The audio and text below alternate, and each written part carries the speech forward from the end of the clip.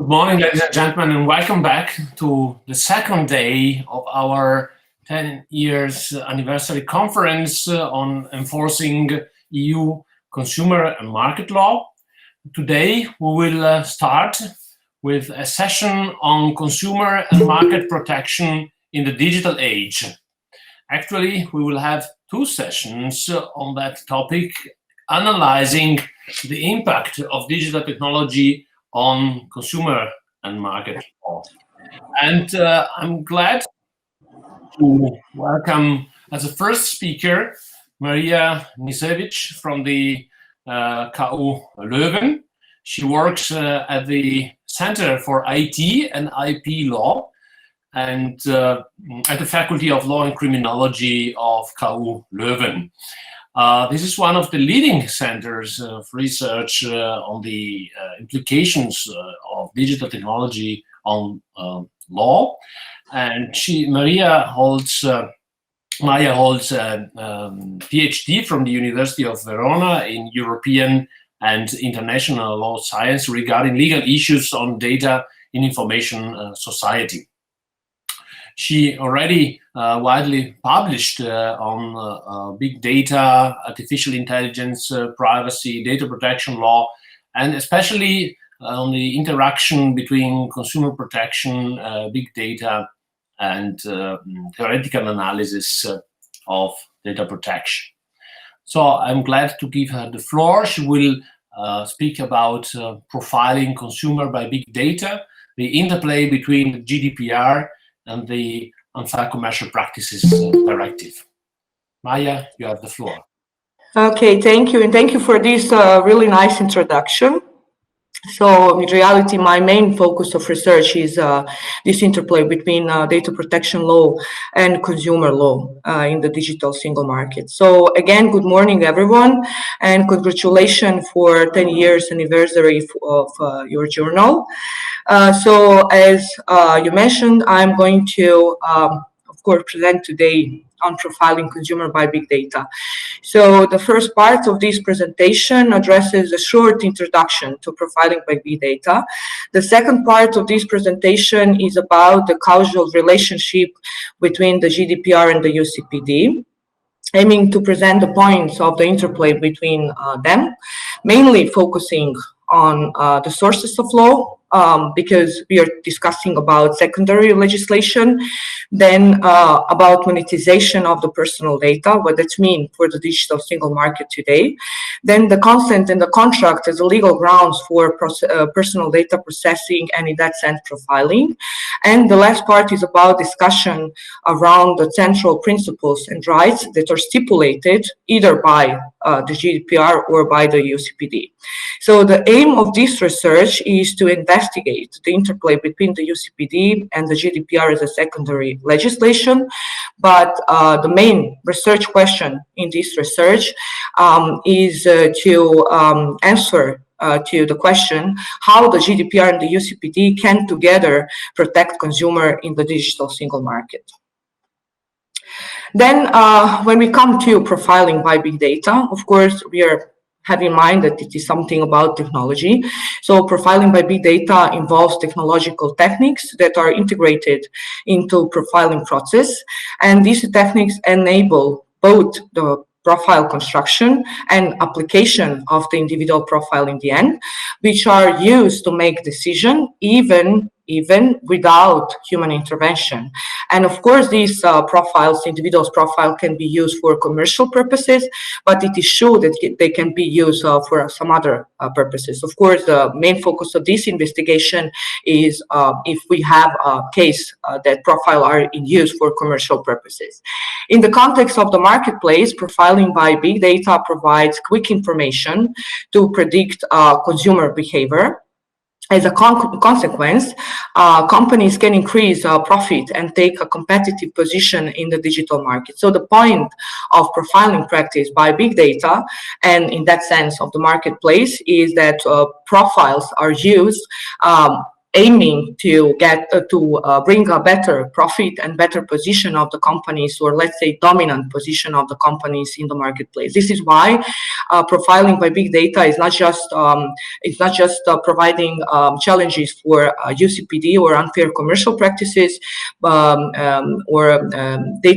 personal data protection, but also relates closely to competition law in the marketplace. So the legal basis for profiling is stipulated by the GDPR and its Article 22, according to which it is possible to obtain profiling practices in the marketplace, but just in a case if in background we have a legal ground such as contract, consent, or profiling it is allowed by member state law. In addition to this, also what is relevant in the GDPR are Articles 13, 14, and 15, according to which data controller or trader is obliged to provide adequate information to data subject, and also to do a profiling practice in accordance with the specific requirements stipulated by Article 13, 14, and 15. One of the solutions for better consumer protection is to interpret both the UCPD and the GDPR whenever personal data processing and in that sense profiling aims some commercial profit in the end. Although the UCPD can be seen as an essential factor in data and privacy protection in the EU because the regulation regarding unfair commercial practices can be applied together with the GDPR without any doubt. How to create coherence in enforcement between EU member states, especially focusing on the UCPD, remains still open. Question. Therefore, this investigation aims to discuss the potential of the points of the interplay between the UCPD and GDPR by providing in the end maybe better clarification or supporting policymakers to take in consideration also consumer law when we are coming to profiling by big data. When we come to monetization of the data in big data age, maybe people are not aware that online services and products they are using today, they are paying with personal data. So in order to get services online, we are not often providing them with a cash, but we are giving our personal data in exchange. So this is usually a quote paying with the data today, and it is often part of consumer participation in the digital market. So concerning consumer law, providing personal data for a service must be a fair deal for consumers. So it is not something what is forbidden, but in any way must be fair. However, the legal implication of paying with data are not well researched in relation to strict application of data protection law. As a consequence, the assessments of a fair deal in accordance with consumer law remain still problematic. A problematic issue in this context is also non-awareness of consumer that data has economic value. And of course, what is problematic in that sense is how to decide about the price of the personal data, how to decide about the price of the personal name, for instance, and surname. So still, I have to be honest, according to my research, this issue is still under the debate because without any doubt, there is economic value of the data because personal data are sold, resold, even including profiles, individuals' profile, but still it is really hard to decide when we are talking about particular data subject or consumer, how to decide how much cost one data. In addition, data play a crucial role in the development of the structural and institutional power of the companies carrying out processing of the personal data for the purpose of profiling. For example, profiling is allowed if it is necessary to enter or perform a contract, or if a consumer consents to it. However, in a pre-contracting phase, structural power expresses itself in the market as a lack of negotiation power on consumer side, not on the trader, of course, resulting in non-negotiable terms. Therefore, structural and institutional power do not only result in a power shift through the interplay of consumer and trader, but enable traders to hide the effectiveness of security measure against the unlawful processing of the personal data. And this is maybe one of the biggest problems when we come to the marketplace today. So, of course, when we are discussing the interplay of the UCPD and the GDPR, what is must is to discuss the sources of law regarding to both of legal acts. So what is the key fact here is that for a long time, consumer law and data protection law were in two different worlds. However, they come together in the digital economy because, as I mentioned, online services and products are not supplied in exchange for money, but for personal data. One of the great examples is Facebook, or I don't know, Cambridge Analytica, or WhatsApp and merger acquisition between WhatsApp and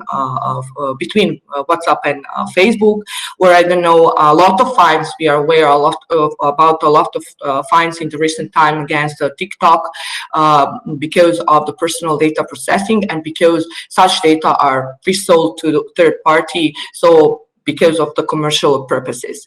So strictly comparing consumer law and data protection law, the consumer law is primarily concerned with consumers and their relation with trader of products and services in the marketplace.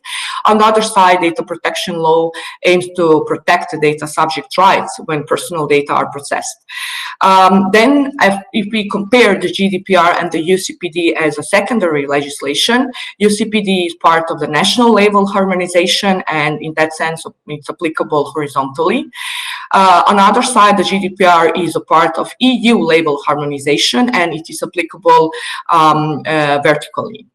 And then also what is necessary to discuss the fundamental rights in the interplay of the UCPD and the GDPR. So data protection and consumer protection are fundamental rights. However, the constitution basis or primary legislation is a bit different. First of all, data protection as a basic primary legislation has European Union Charter of Fundamental Rights, even though Treaty on Functioning of European Union addresses free movement of personal data. On the other side, consumer protection has again, different primary legislation or Treaty on Functioning of European Union, even though European Union Charter on Fundamental Rights addresses that consumers deserve high level of protection.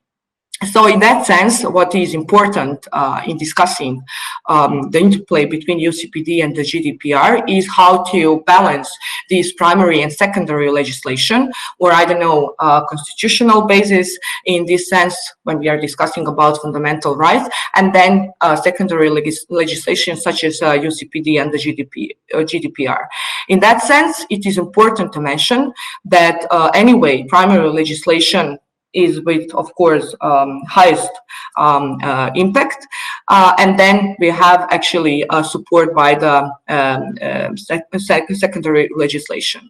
However, this issue provokes another one, or this fight between lex specialis and lex generalis, and undoubtedly GDPR is lex specialis when we are discussing personal data processing, but UCPD is lex specialis when it comes to unfair commercial practices. So whenever we have personal data processing with commercial purposes, and in that sense unfair commercial practices, GDPR is going to be like a supporter to UCPD.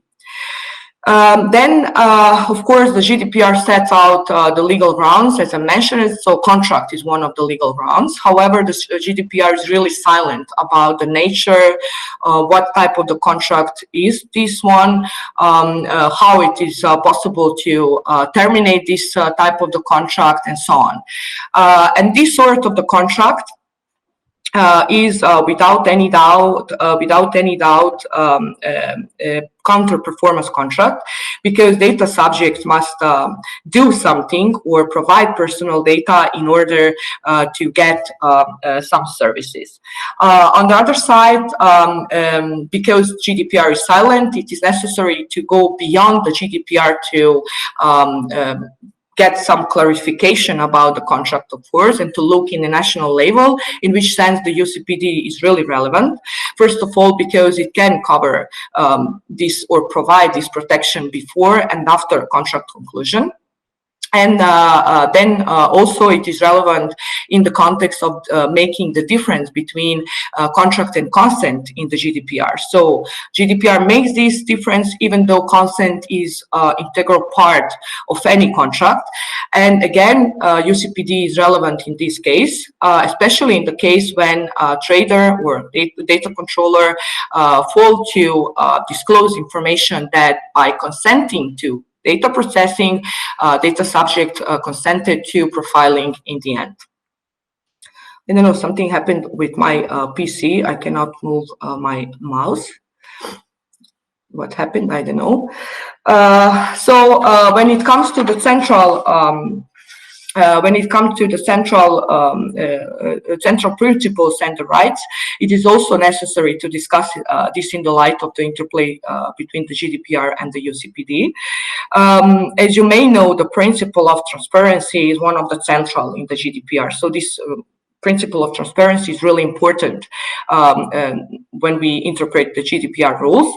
And in that sense, fair and transparent processing principles require that the data subject is informed of the existence of the data processing in advance, and of course about the purpose of this personal data processing. In particular case, it must get information about that about profiling if it is purpose for personal data processing. So this transparency requirements goes hands in hands with the information requirements under the UCPD, because requirements from the UCPD has a purpose to ensure that consumer make well-informed decision in the end. Interplay between the GDPR and the UCPD is possible also to be analyzed from the corner of the fairness. Although the UCPD cover commercial practice, it can be helpful in protecting consumer from commercial exploitation based on profiling, and is complemented by the GDPR establishing the obligation to trade fairly among all other obligations stipulated by the rules from the UCPD. Then further right to information and right to explanation also clash or overlap at some extent. So the right to information from the UCPD and the right to explanation has the same aim. Comparing the GDPR and the UCPD, Article 7 of the UCPD provides consumer with the right to be informed about transactional decision in advance, of course, while the GDPR set out in detail what information data controller must provide to data subject if there is a personal data processing aiming in the end to profile a particular data subject.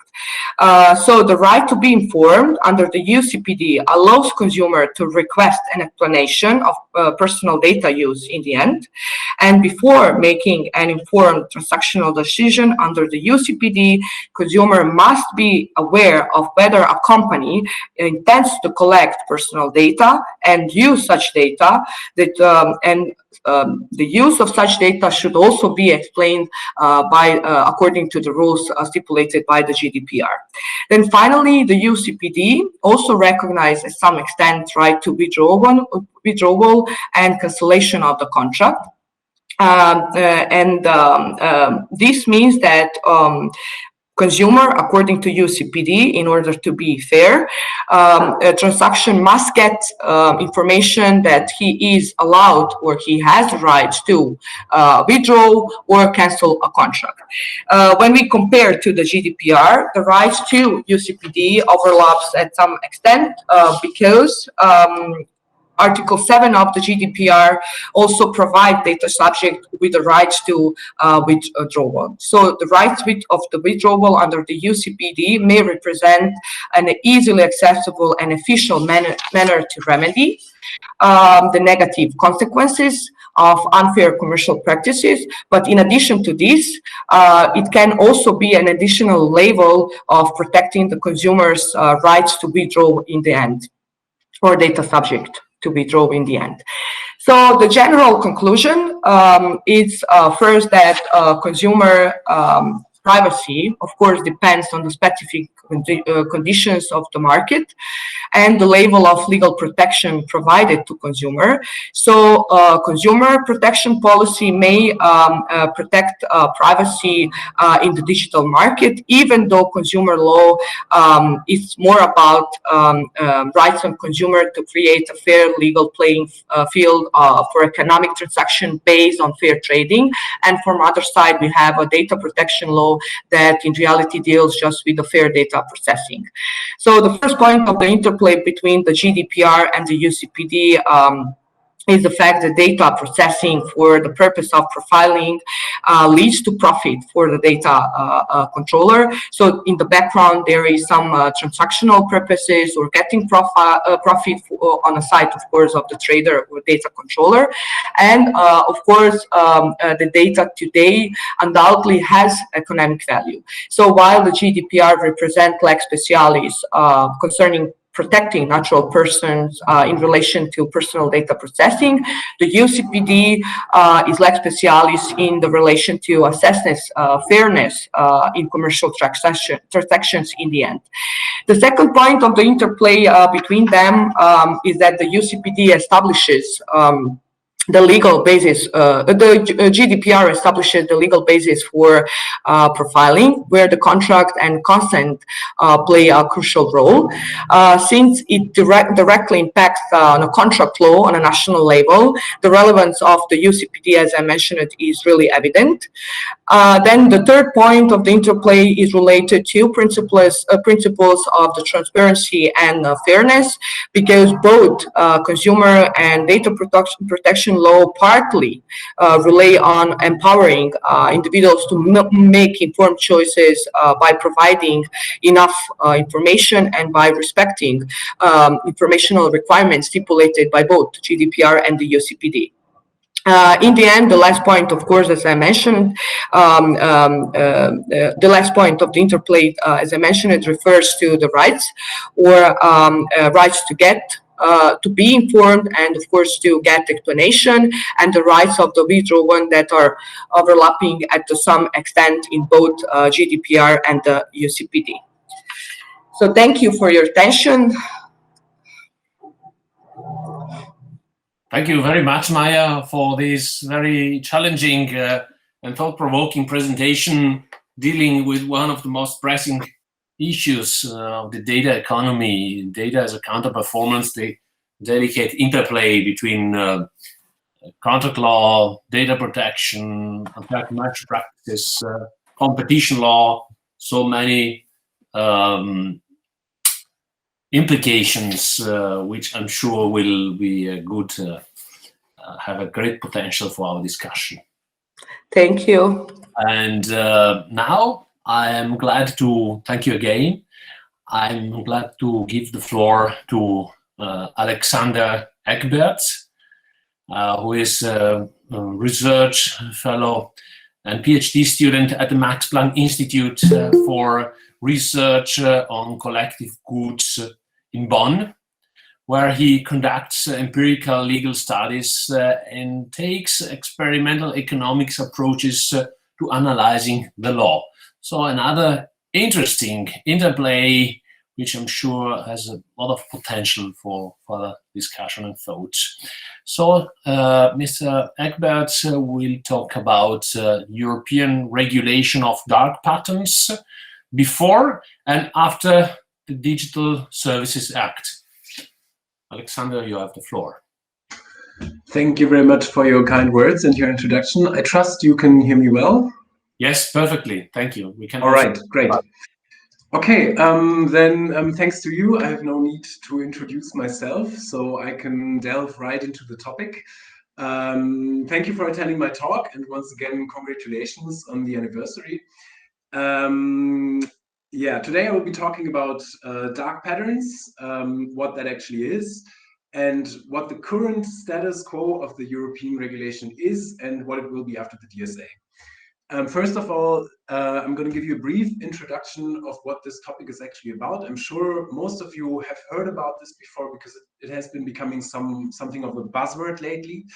And yet it's still difficult to find one core definition that really fits all the phenomena that we put under this word. For me personally, the most describing definition is still the one used by Harry Bricknell back in 2010. He was the UX, which means user experience designer, who kind of coined the term back in the day. And he describes dark patterns basically as tricks employed in websites and applications that basically make users do something that they didn't really want to do. And I think the best way to get an overview of how broad this can actually be is by showing you some examples. The first example is something that the literature describes as a nagging pattern, nagging in the sense of annoying someone. And here the user gets repeatedly confronted with a question, some sort of inquiry. In this example, I think it was Instagram here. You basically get asked to turn on your notifications, and you don't have the option to decline. You only have the option to not agree right now. Of course, you'll be asked again and again until you eventually give in. A different kind of dark pattern is the confirm shaming pattern, which basically frames the choice which is less beneficial for those who run the website in a very negative way, making it more difficult for the user to actually choose this, right? Instead of just simply saying, no, I don't want the flight protection plan, this gets framed in a way that you as a consumer are willing to risk this huge amount of money that you're paying for the flight, and that you're fully responsible for potential fees that arise as a result of cancellation.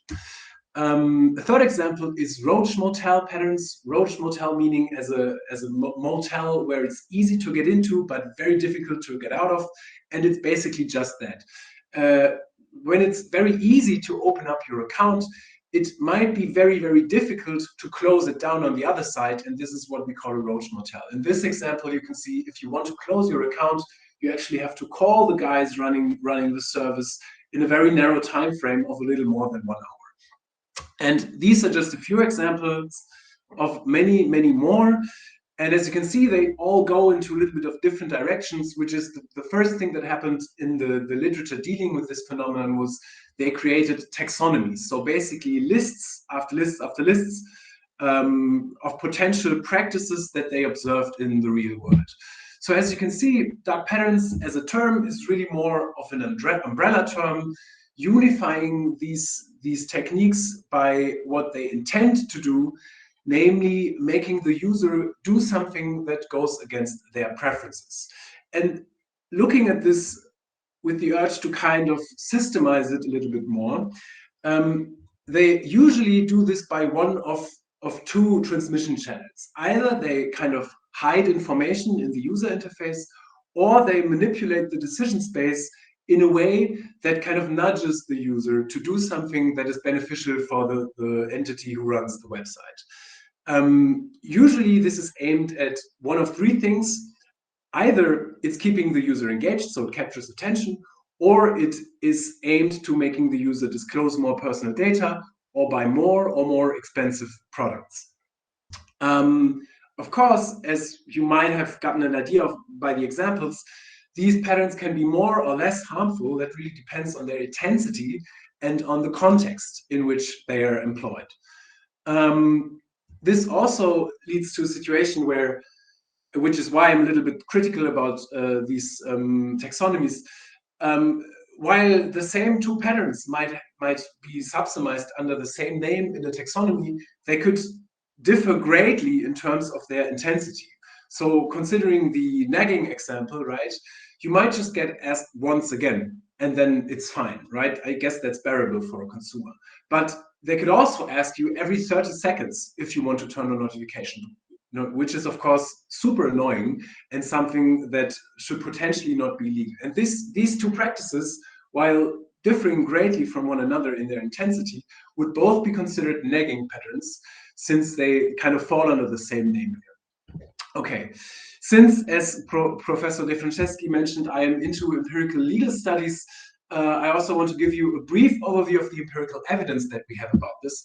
And I'm trying to keep this brief and just present to you the results. So basically, the first insight that we have from the empirical results on this is that they are everywhere. Dark patterns are super prevalent. They are very prevalent on e-commerce websites. We find them in 95% of all downloadable apps of the top 50 downloadable apps in the Google Play Store. And it might not be a surprise to you that, of course, cookie banners are also riddled with these kind of design practices. The second main insight is that they are super influential, right? They are really able to affect the choices that we as users make. So, for example, in the cookie banner context, hiding the reject option on a second level in a settings menu, or aesthetically manipulating the cookie banner to make the accept button look more agreeable, that both is able to increase the acceptance rate by 22 and 20%. This also works in a e-commerce context, because another study found that when trying to push a certain service onto a consumer using either mild and aggressive dark patterns was able to increase the acceptance rate by roughly 15% or roughly 30%, depending on the intensity. Also, since we're interested in consumers, there's some insight on equity here, because studies have shown that usually these design practices are more effective on users which have a lower education, which are of a higher age, or which act under time constraints, right? All of these might potentially qualify as vulnerable consumers. So yeah, these vulnerable consumers would be more susceptible to these practices. So what does the EU regulation actually have in store to deal with this? My methodology here was aggregating the kinds of dark patterns from the taxonomies that most taxonomies seem to agree about, and then analyzing each and every one of that practice under the current EU regulation. Of course, I cannot reproduce this here in 20 minutes, so I'm just going to show you my results. But I'm going to tell you a little bit more about my approach, how I did this. So first of all, I think it was necessary to distribute the practices in two kind of contexts, namely the data protection context and the e-commerce context. In the data protection context, of course, the GDPR is the most relevant statute that we have here. And in this context, dark patterns are often employed to make the user give a consent to a certain data processing action, right? And here, the rather strict requirements that the GDPR has for giving a valid consent are actually quite helpful, right? Consent has to be freely given, it has to be given on an informed basis, and indicated through a clear and affirmative action. And this is also one of the few areas where we actually have some European Court of Justice rulings, namely the rather famous Planet 49 decision, which states that pre-selected boxes are not a clear and affirmative action in the cookie banner context. So this is actually quite useful, but rather broadly formulated, so we need a little bit more jurisprudence on this. A second valuable tool is Article 25, this data protection by design article, which basically says that design choices should implement the data protection principles. Yet again, this article is rather broadly worded and leaves a lot of room for discretion for the entities who run the websites, since the designs that they employ have to be state-of-the-art and appropriate. This is not really very helpful at the moment as it is right now.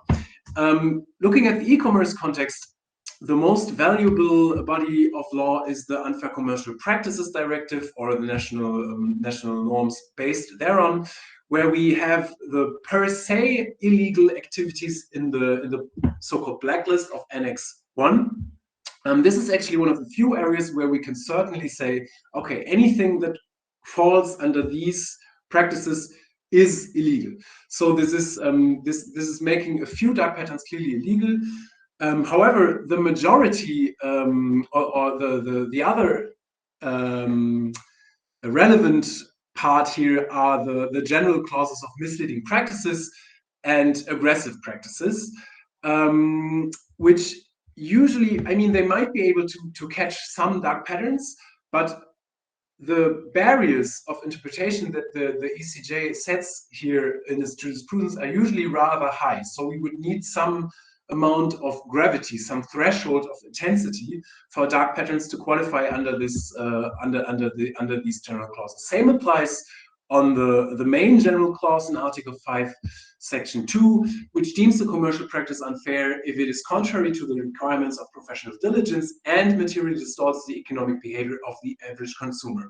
All of these potentially catch a lot of dark patterns, but we hardly have any decisions of the ECJ on this as of yet, so this leaves us with a high amount of legal uncertainty.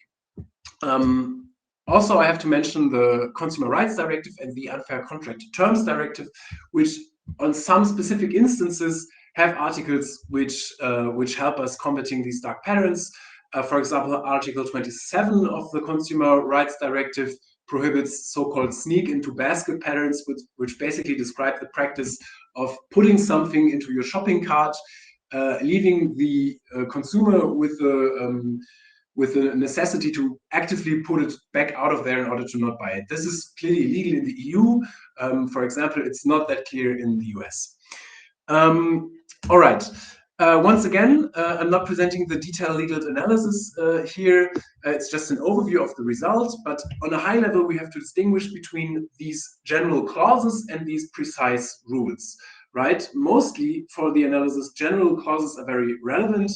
And this is also why a lot of previous authors, or two previous publications, basically, they basically had a very benevolent assessment of how well prepared the EU is to addressing these dark patterns. However, I think that just because a certain practice could be subsumed under a general clause, and I don't need to explain this to you, you're all legal scholars, it doesn't necessarily mean that it would be subsumed under this general clause in a practical case. So I do think that there's still a high amount of legal uncertainty, and we always have to look at the individual case to assess whether or not a certain kind of dark pattern would fall under these clauses. This basically leads to my threefold distinction in this analysis, namely patterns that are clearly legal, patterns which are clearly illegal, and those which are somewhere in the middle, where it would depend on the severity and the context of the practice employed. All right, so these are my preliminary results for the regulatory situation before the DSA. Please don't feel obliged to read all of this. This is just an overview, but the general idea here is that I put the names of the taxonomy names of the dark patterns in a brief description, and then the analysis in the e-commerce and in the data protection context. So the first thing that might capture your attention is that a lot of dark patterns don't apply in the data protection context, which is clearly because these dark patterns are aimed at facilitating a purchasing decision, which doesn't make a lot of sense in the data protection context. Other than that, the main takeaway here might be that some cases are clearly legal. There's nothing really we can do against this. Some cases are clearly illegal, and the majority of cases, the yellow ones, are somewhere in the middle. There we would have to see on an individual basis, leaving us once again with a lot of legal uncertainty. This is something that I will have to keep a little bit shorter due to time constraints, but my main point here is that I'm trying to explain that general clauses as a regulatory tool are not great for addressing techniques of manipulation. So I define manipulation other than deception, not by giving wrong information, that would be deception, but by making someone act against their own preferences, even if information is technically correct. This usually takes place by either abusing cognitive biases through dark patterns, for example, or by influencing the short-term preferences of an individual. And I think that this is way more difficult to prove in front of a court because true and untrue are quite easy categories. Aligning with preferences and not aligning with preferences is more difficult for a potential judge to understand or to feel. Of course, there are high interpersonal differences here. Some consumers might prefer this, where other consumers might have a different preference. And this is, of course, very difficult to argue and very difficult to sustain with evidence. Generally, the main thing I want to argue here is that manipulation is not well regulated with general clauses.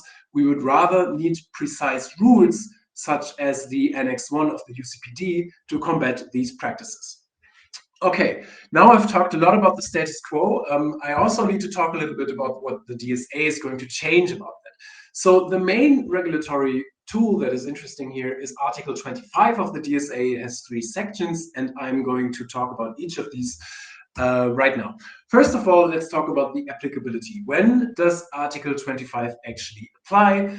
Well, of course, we know from Article 2 that the DSA applies to providers of intermediary services, but since Article 25 is placed in Section 3, it only applies to providers of online platforms. Online platforms are hosting services which disseminate information to the public based on the request of the recipient of the service.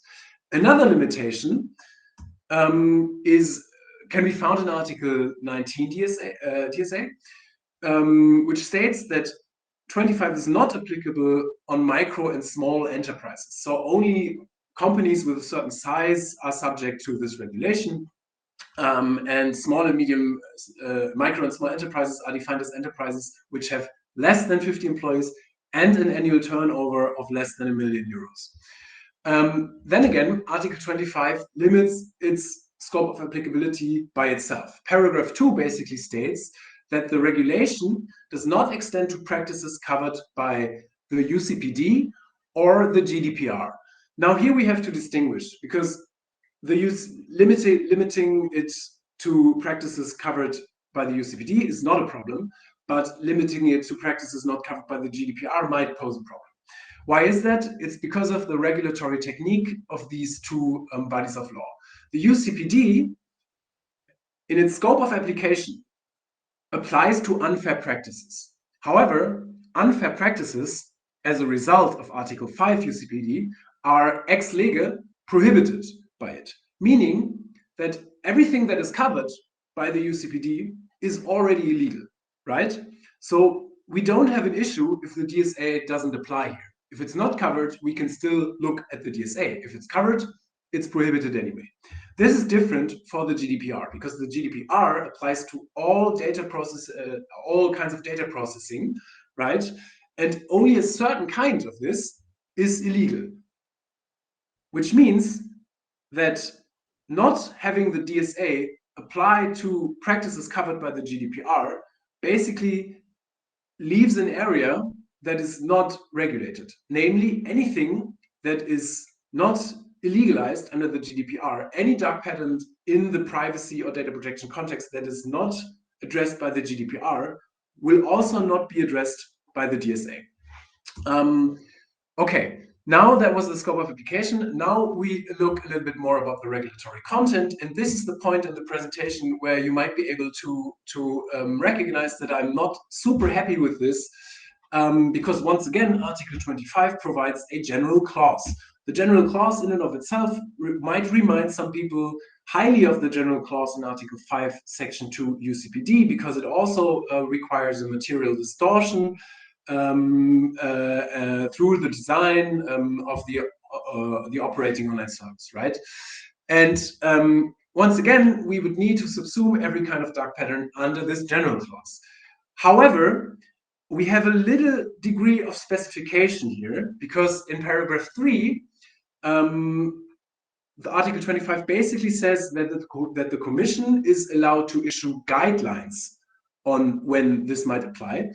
And for the issuance of guidelines, Article 25, paragraph 3 provides 3 regulatory examples, namely in litera A, aesthetic manipulation, giving more prominence to certain choices when asking the recipient for a decision.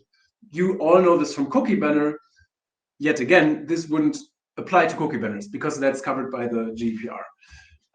Litera B basically covers nagging patterns, which we talked about in the beginning, repeatedly asking the recipient of the service to make a choice, right? This is likely to be legalized under the DSA.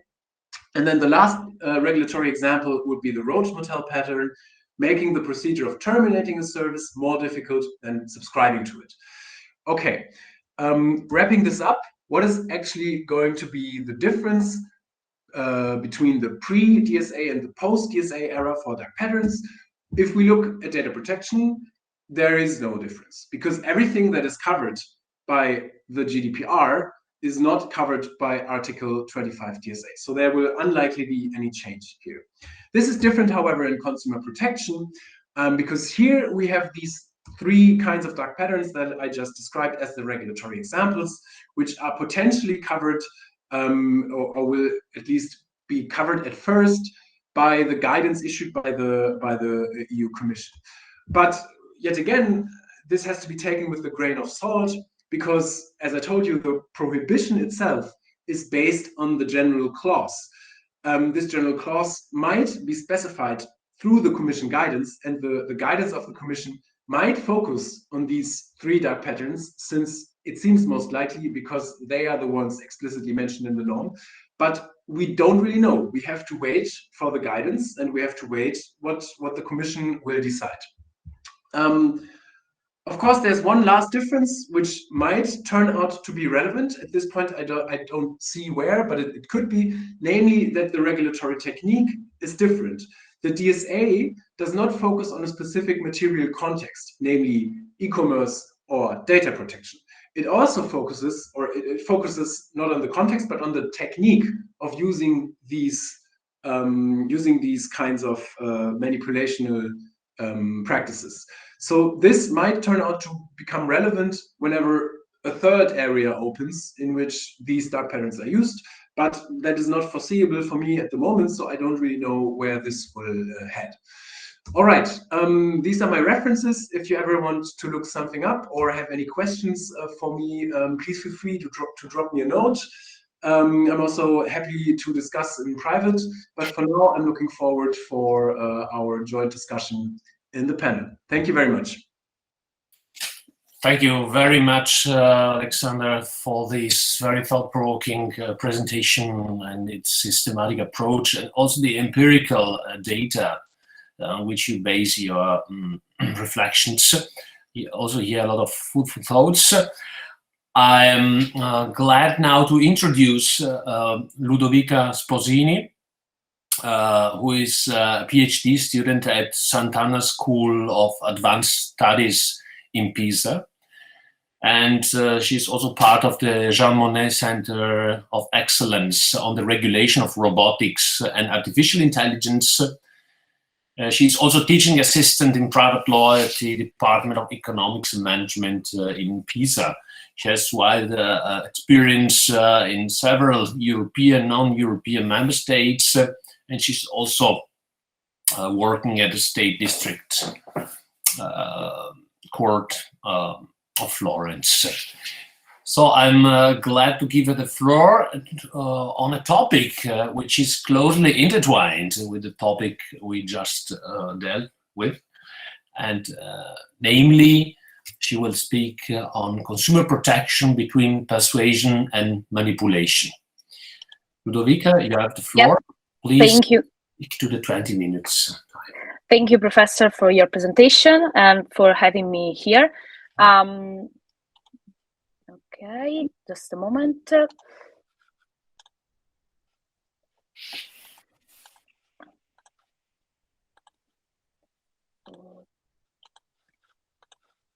Okay, so can you see my presentation? Yes, perfectly. Thank you. Okay. So for a very long time, scholars and practitioners were dreaming about opening the black box of human being in order to uncover all the secrets of unconscious. Far from having achieved this ambitious aim, technological development and in particular artificial intelligence systems have made it possible to make substantial progress in understanding human mental processes. This is extremely important for the marketing world, where the main goal is to understand, of course, what drives consumer choices towards one product instead of another, or which factors have the most power to influence their purchasing behavior. All this led in around the 90s to the birth of a new field of research called neuromarketing, which analyzes consumer behavior under exposure to market stimuli. Neuromarketing is the combination of neuroscience and artificial intelligence to investigate how the human brain is able to perceive, to process, to react to market stimuli, such as advertising, in order to make purchasing choices. The word neuromarketing was actually first used in a famous paper published in 2002, where neuromarketing was defined as the study of a cerebral mechanism to understand consumers' behavior in order to improve the marketing strategies. In any case, while a general and commonly agreed definition is lacking, several defining and classifying proposals have been put forward in recent times in an attempt to better understand and frame this new field. For a part of the doctrine, neuromarketing must be associated mostly as a business field and as a set of neuropsychological instruments used by market research companies. Other scholars have suggested a definition which aims to be as general as possible, under which various neuromarketing techniques can be included. So neuromarketing for that part of scholars has a broader scope. Neuromarketing can be defined as an interdisciplinary branch of knowledge that is predicated on the use of neuroscientific concepts, theories, methods to study the brain and nervous system in the pursuit of understanding instinctive human behavior with and without commercial marketing goals. This definitional vagueness, of course, has also inevitably led to the creation of different classification criteria. And for today, I have chosen only two of them. A first categorization looks at the stage of the consumer decision-making process where neuromarketing techniques fit in. So we have technologies which study consumer behavior prior to purchase, such as the eye tracking. On the other hand, we have techniques which study consumer behavior after a purchase, such as electroencephalography. For a second classification, the second classification puts the attention on the object of analysis. So we have neuroimaging tools that measure the activity of a specific area of the brain, such as electroencephalography, tools that do not measure brain activity directly, but only indirectly, deriving information on cognitive processes by analyzing the responses of other parts of the body to certain market stimuli, such as, again, the eye tracking. We have a third group of technologies which study the biochemical components of the human body, such as dopamine, cortisol, and so on, which are produced during the exposure to a marketing stimuli. All we know that according to classical economic theory, the consumer is identified with Homo economicus, a subject with perfect rationality. Not only that, but in accordance with behavioralism, the human mind is a black box. And for that reason, its behavior is the manifest result of an environmental stimulus. From this, it follows those cognitive processes that cognitive processes are not observable from the outside, so they are unknowable, and for that reason cannot be studied. This neoclassical approach, however, began to be challenging from the 1970s by a growing number of scientific studies that elaborate a new economic model based on different assumptions of man-bounded rationality.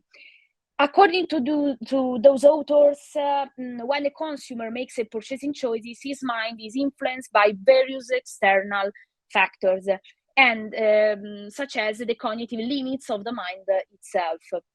With these studies, a new construction of the human brain emerges, no longer considered as a unicum, but consisting of two systems that interact one with another.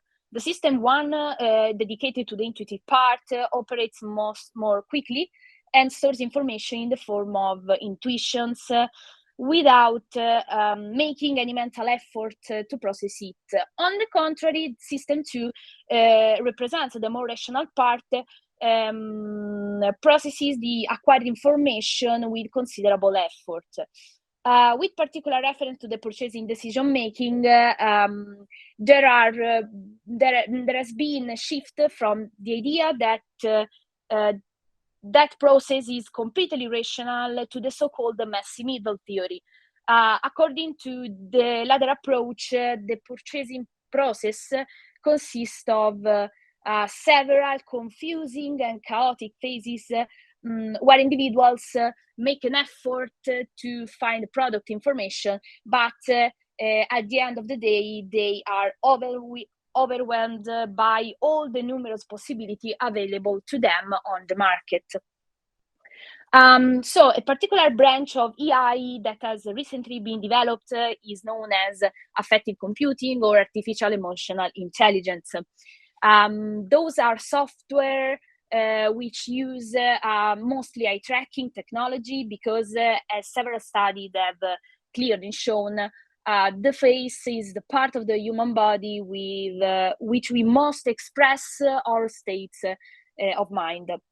In particular, eye tracking can record the dilatation and concentration of the pupils, as well as the trajectory made by the consumer's eye. In particular, when the subject looks at an advertisement, for example, the eye's attention is captured on the basis of two different types of factors. We have, on the one hand, the so-called bottom-up factors, which capture the brain because they are silent, such as colors, images, brightness, and so on. And for this reason, they are the ones that are grasped first. On the other hand, we have a second types of factors called the top-down factors, which are factors that capture attention because they evoke feelings, memory, emotions, and so on.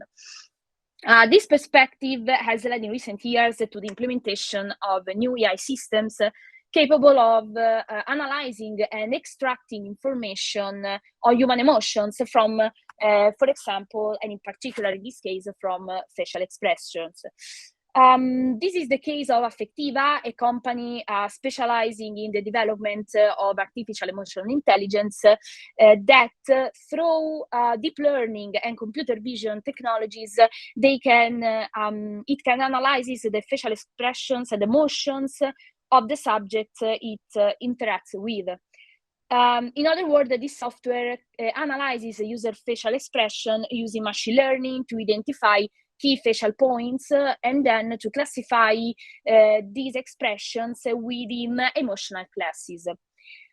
From the observation made so far, it's clear that neuromarketing can be a means of violating certain fundamental human values, such as individual autonomy and human dignity, because the consumer decision-making autonomy is affected because consumers are forced into preferences and decisions without full understanding them. Ensuring the protection of human autonomy, however, also means actually preventing the use of practices that exploit the vulnerabilities of specific groups of individuals considered extremely sensitive. In fact, several studies have shown that neuromarketing is able to push, for instance, adolescents to start smoking, and that individuals with compulsive buying disorders are particularly sensitive, of course, to messages that encourage them to buy on the web. Although to date, there are several regulations, each of which is committed to regulating specific aspects of neuromarketing. For the purposes of the present discussion, I have selected 3 of them, and in particular, my attention will focus on the Directive 29 of 2005 concerning unfair business to consumer commercial practices in the internal market, where all we know that the objective is the protection of consumer self-determination. All we know the definition of commercial practice given by the directive, and I would like to focus my attention on the Article 5, which provides the definition of unfairness, establishing that a practice must be considered unfair and prohibited when it's contrary to the rules of professional diligence, and above all, when it materially distorts or is likely to materially distort the economic behavior with regard to the product. And you can find the complete definition on the slide. However, precisely because the peculiarity of neuromarketing consists in the use of emotional factors to direct unconsciously the decision-making processes of economic agents, it's not easy for the consumer, firstly, to distinguish a legitimate practice from another one that instead has exceeded that limit of undue conditioning imposed by law. So for the consumer, is quite difficult to understand when a practice can be legitimate or not in case of neuromarketing. Among the means that contribute to regulating neuromarketing are not only hard law instruments, of course, but also soft law instruments with particular importance, such as codes of ethics. These include, for instance, the Code of Ethics for the Application of Neuroscience in Business, drawn up in 2013 by the Global Trade Association, called the Neuromarketing Science and Business Association.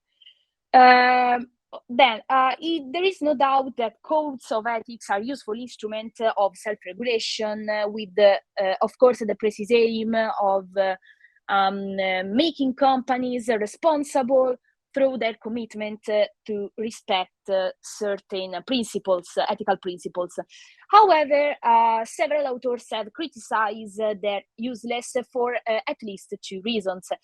On the one hand, codes of ethics would have little effectiveness because they are based actually on the principles of voluntary adherence, and for that reason would be without any binding value.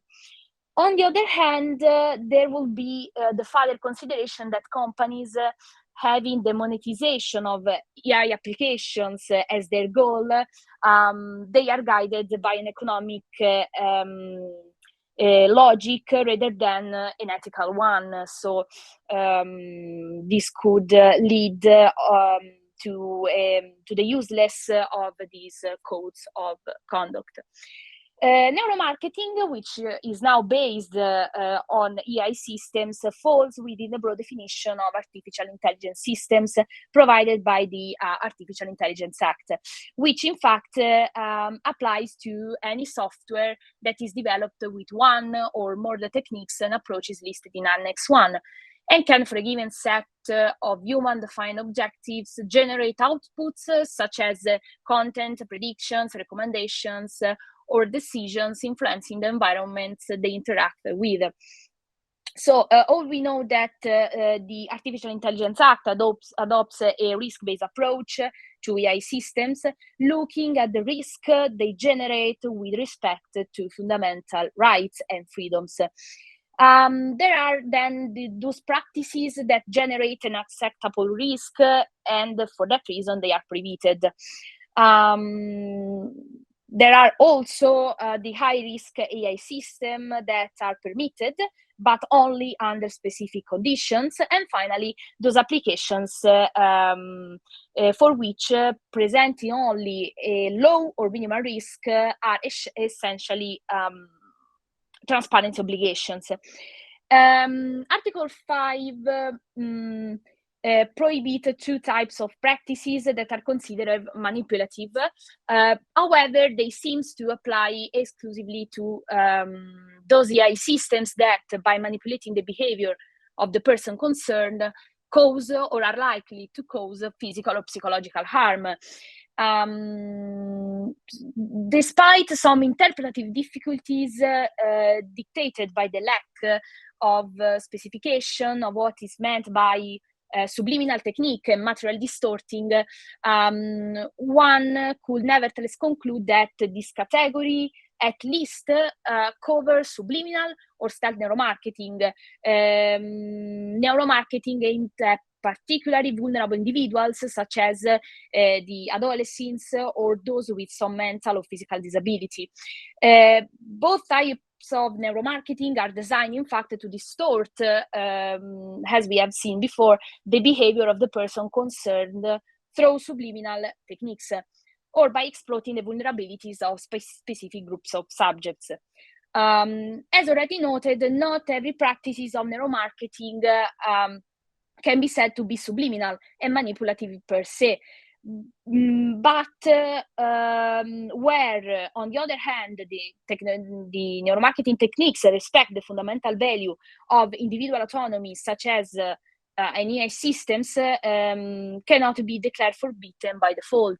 So the question is, are these systems, however, considered by the Artificial Intelligence Act? The further category to which reference is made is the one governed by the Title III of the Artificial Intelligence Act, and which includes those AI systems considered high risk, which are subject to stringent mandatory requirements that suppliers must comply.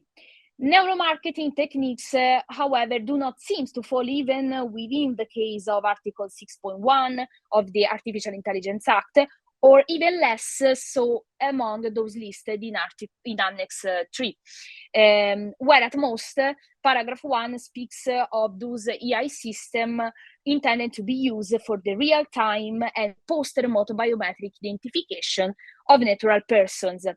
However, since the purpose of neuromarketing is neither real-time nor a posteriori identification of a natural person, it does not seem to me to be possible to include such practices among high-risk AI systems. Turning instead to AI systems deemed to be low risk, the draft regulation makes a reference in Article 52.2 to emotional recognition and biometric categorization systems.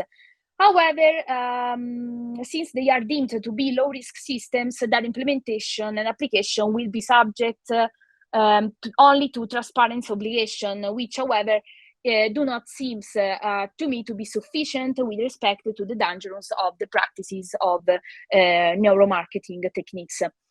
In conclusion, the development of technologies capable of recognizing human emotions and exploiting them to guide the consumer behavior requires the presence, in my opinion, of an appropriate legislation to ensure reliable systems that can respect fundamental values.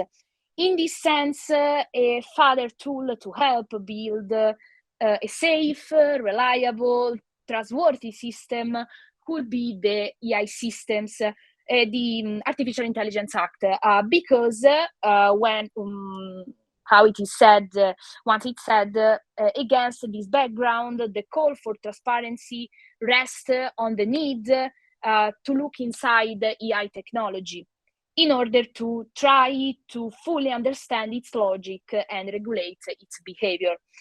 However, the current wording of the proposal does not explicitly consider among high-risk systems those AI applications that are based on the collection, processing, and exploitation of cognitive and emotional information, such as the neuromarketing techniques. On the contrary, explicitly considering also such applications would avoid any risk of ambiguous or interpretative ambiguity in order to build an ecosystem of trust by proposing a legal framework for trustworthy AI, where people can trust that technology is used in a way that is safe and compliant with the law, including the respect of fundamental rights. Thank you for your attention, and I'm waiting for your question. Thank you very much, Ludovica, for this most challenging presentation, which leads us also to the considering the implications of the newly proposed legislative acts of the European Union, and this leads us. I'm sure this will deliver a lot of fruitful thoughts for the next discussion. And now I'm glad to introduce Annarita Ricci, who is Associate Professor of Private Law and Internet Law at the Law Faculty of the University Chieti Pescara. Her research deals mainly with the protection of individuals and vulnerables on the internet. So she's also a lawyer in Bologna, and there she deals mainly with data protection. Annarita will talk about reputational systems between market needs and consumer protection. So talking about the digital gold, reputation in the e-markets. So I'm glad to give her the floor. Annarita, please. Thank you very much, Alberto, for your kind presentation. And I would like to thank the Scientific Committee of this very interesting conference for the kind invitation. In my speech, as said Alberto, I will share with you some thought on a classical topic, a topic that would be too easy to analyze only under the lens of the protection of fundamental rights, because the topic of reputation raises questions on the legal availability of our personal identity. Let's start then by trying to define reputation. We can remember the words of Daniel Solove, professor of law at the George Washington University Law School. Reputation can be a key dimension of ourself, something that affects the very core of our identity. Reputation is the objective component of personal identity. With personal identity, I refer to all personal attributes considered as a whole that derives from the perception of the others, and that, as such, assumes that a person lives or works within a community. Unlike honor, which is identified in the consideration that each person has of himself, reputation is a component that eludes the control of the person, of the data subject. Indeed, the person can only partially influence the building of a good reputation, and at the same time can only partially influence its consolidation. Hence, the natural fear of loss of that reputation. Obviously, this is the case when we are talking about a good reputation or a good name, as Shakespeare would have said, a fear that may appear justified since there is a general lack of control over other people's opinions. This essential component of our individual personality becomes then a crucial element in business relationship. Indeed, for an economic operator, having a good reputation means gaining an advantage over his competitors. And at the same time, the loss of good reputation can lead to exclusion from the business field of reference. Fear of reputation loss is also justified by considering that the objective connotation of reputation refers to the nature of the components, not to the data on which the reputation is based. Reputation is based on opinions and not on correct and documented facts. Moreover, it is well known that others' opinion may also be based on incorrect or altered information, with the consequences that the judgment, that the opinion expressed will be distorted. Thus, it is essential to analyze the market position of the company or of its product, comparing it with that enjoyed by the competitors. Moreover, there is the need to guarantee the completeness and the constant updating of information regarding the company, and to create, if the reputation is compromised, a new social identity on which to build in time a good new reputation. This is a need that becomes a priority on the web due to its interactive nature. Indeed, the web allows anyone to create information, with users not having any chance to know its author identity, nor the accuracy and the completeness of the content of the information found. The web also changed the context in which our cognitive process operate.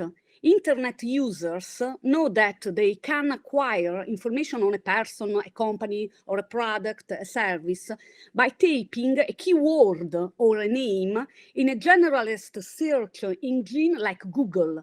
But this search can allow to retrieve an indefinite number of information, all placed on the same level, and which the user may not be able to discern and use correctly. In the market of the internet era, the flow of inaccurate information is sufficient to destroy the reputation of someone as an individual or as an economic operator. And this because of some specific net characteristics, namely the absence of territorial limits, the speed of transmission, and the difficulties in identifying the authors of the defamatory message. So we can say that in the digital environment, reputation has a new legal dimension. From a set of opinions expressed about a person, which that person cannot directly control, it becomes a tool for the functioning of the market and at the same time a market tool. The growth of reputational systems is linked to this assumption based on technologies that collect and process information about economic operators or company reputation within a specific context. These systems help building trust and reducing information asymmetry. A reputational system can be created by the self-regulating economic operators themselves, through elaboration and free adherence to specific standards without intervention of third parties. This is the case of trade association whose membership is a sign of accountability, and for this reason, a tool for self-promotion. But a reputational system can also be created by third parties who offer the service to the person that requires information about a company, or to the very person that requires to be evaluated. This is the case of rating agencies, where the reliability index is also submitted to evaluation. In both cases, evaluation of reputation is the object of an agreement aimed to satisfy an economic interest of the parties. The rating, if high, is an index of professional reliability, and for the data subject, it represents an asset of strategic importance in relation with competitors, as well as more generally with the commerce sector of reference. From a legal standpoint, if it is true that contractual freedom builds the reputational system and regulates its functioning, however, the autonomy of the parties does not fully replace the law. So it becomes necessary to ensure the quality of the information collected, considering that it is possible to draw a correct opinion only from the analysis of complete data, while on the contrary, the analysis of incorrect or outdated information produces a false opinion likely to alter market relation. The topic of quality of information is closely linked to the topic of protection of personal data. requiring that processed information be correct and complete constitutes a specific right of the data subject expressly stated by GDPR. We have no time for a thorough analysis of the regulation content, so I will just provide a few hints about it. Article 5 of the regulation lays down the rules to follow to ensure that accuracy, completeness, and relevance of processed data is not excessive in relation to specific purpose of the processing. The purpose of data collection must have been specified in advance, be well defined and comprehensible for an average data subject without expert legal or technical knowledge. These rules go hand in hand with the principle of data minimization. And the legislation on personal data protection has been at the center of a conflict between the Italian Data Protection Authority and the Court of Rome regarding the followness of a reputational system implemented by the M'Evaluate Onlus Association, consisting of a web platform and a computer archive which, through automatic processing of information, measures the economic and professional reliability of economic operators. Thus, as member of the association, decided to adhere to the system. The information before being published online is subject to a preventive check that verifies it is true, correct, and complete. At the end of this control, by way of a mathematical algorithm, the system processes the information and calculates a score, the so-called reputational rating, which measures the degree of reliability of the data subject.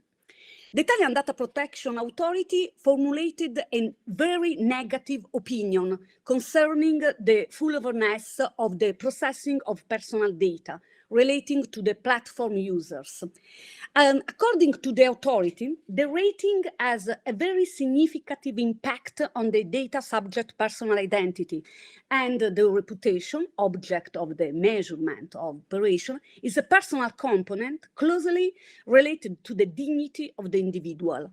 Moreover, according to the authority, the processing of personal data is not lawful and fair because the data subject have expressed consent to the processing of their data, but this consent is not free, but induced by the fear of seeing business opportunities blurred. The Court of Rome has a different opinion. An opinion that underlines the ontological characteristics of the reputational system, which, say the court, created on an associative basis, it identifies its source of legitimacy in freedom of contract. At the end of the days, the Supreme Court of Cassation had the last word. A last word contrary to the decision of the Court of Rome, focusing all attention on the requirements for the validity of the consent to the personal data processing. According to the Supreme Court, in order to be valid, consent to the processing of data carried out by an automated system using an algorithm for the objective evaluation of the data collected requires that the data subject be aware of the executive scheme in which the algorithm is expressed and the elements considered for these purposes. The topic of consent requirement takes a backseat, overshadowed by the principle of transparency that is a precondition for the lawfulness of personal data processing, which require to inform the data subject of its characteristics and methods. It remains a personal doubt. it seems that the Supreme Court wants to protect the data subject who, subject to an automated decision-making process, could suffer an infringement of his fundamental rights and freedom. In other words, the peculiarity of the personal data processing should justify a threatened protection, as if the use of an algorithm is in itself an indication of a greater social danger of personal data processing. Nevertheless, in these terms, the solution goes beyond the GDPR, that instead mitigates the mandatory nature of information duty in presence of an automated decision-making process, including profiling, when personal data processing is based on the data subject consent, or when the decision is necessary for the performance of a contract to which the data subject is party. These two elements both occur in the present case, since the rating is the object of a specific agreement between data subject and controller. But as stated by the Supreme Court, it is not the market that establishes the effectiveness of a reputational system. And so it is surprising that in a different area,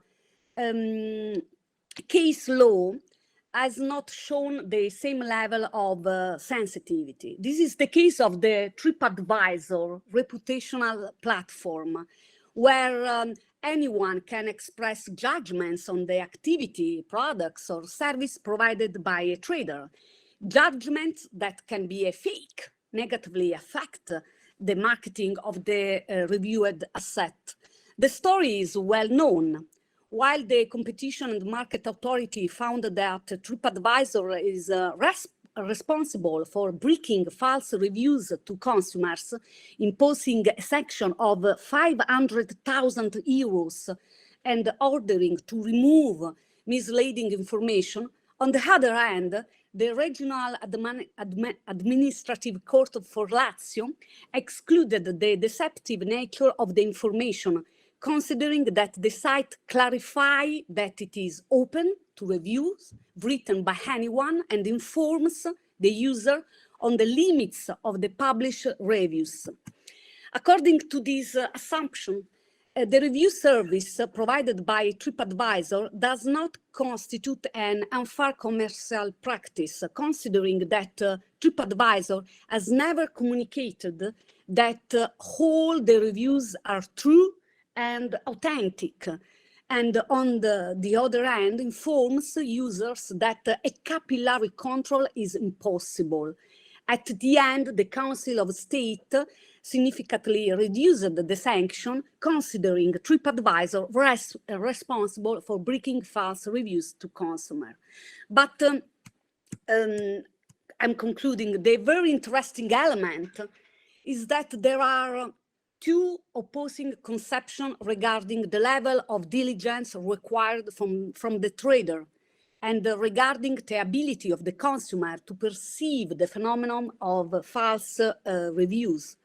These two opposing images induce us to dwell on another very classical topic of private law, diligence. I conclude with a question, but probably not an easy question. Should the level of required diligence change in relation to the framework of reference? Should the diligence required from the trader be considered as the criterion to identify the measure of performance of an already defined obligation, or on the contrary, the peculiarity of the instrument justify the thesis supported by a master of all us, Emilio Betti, according to which the diligence of the trader can also qualify as the criterion to determine the content of the obligation. From the analysis of the case law and the doctrine, it can be deduced that the peculiarity of the instrument is assessed in the liquidation of the damages to fundamental rights deriving from offenses perpetrated on the net. I think that in this awareness about the greater capacity of danger of the net compared to the traditional instrument of creating and disseminating information, there is the answer to the questions formulated in this brief concluding reflection. Thank you very much for your kind attention. Thank you very much, Narita, for this very interesting presentation for the most challenging case law you discussed and for the fundamental questions you posed at the end. So we have a lot of food for thoughts and a lot of issues for discussion. We are running a bit late, but I would say we have about 10 minutes for discussion. So I would like to open the floor to all of you for making questions or remarks. Please raise your virtual hand or write in the chat.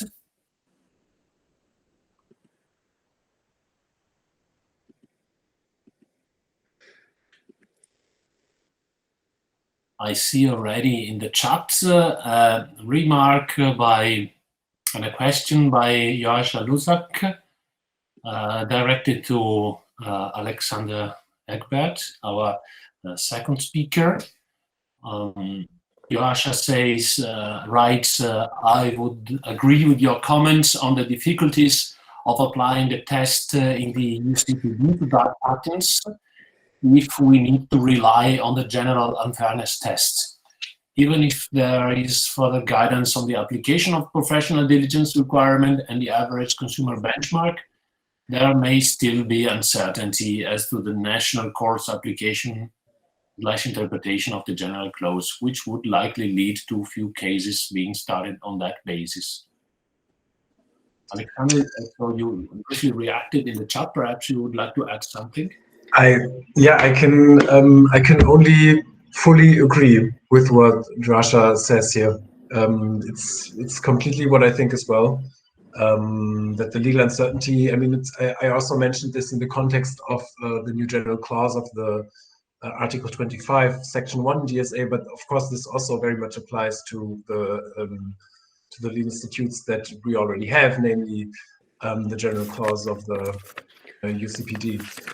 So, and as we later exchanged in the chat as well, probably the two biggest issues are legal uncertainty and a lack of funding.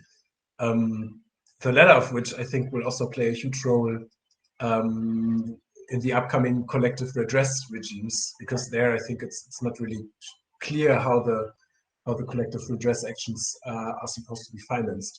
But yeah, I completely agree with Joascha's point. Thank you very much, Alexander. As regards our first presentation, another remark by Joascha, I'm reading them because she had to leave us for a while. She writes, Maya, you mentioned the importance of principle of transparency for profiling or monetization of data. Do you think it is at all possible to make profiling transparent?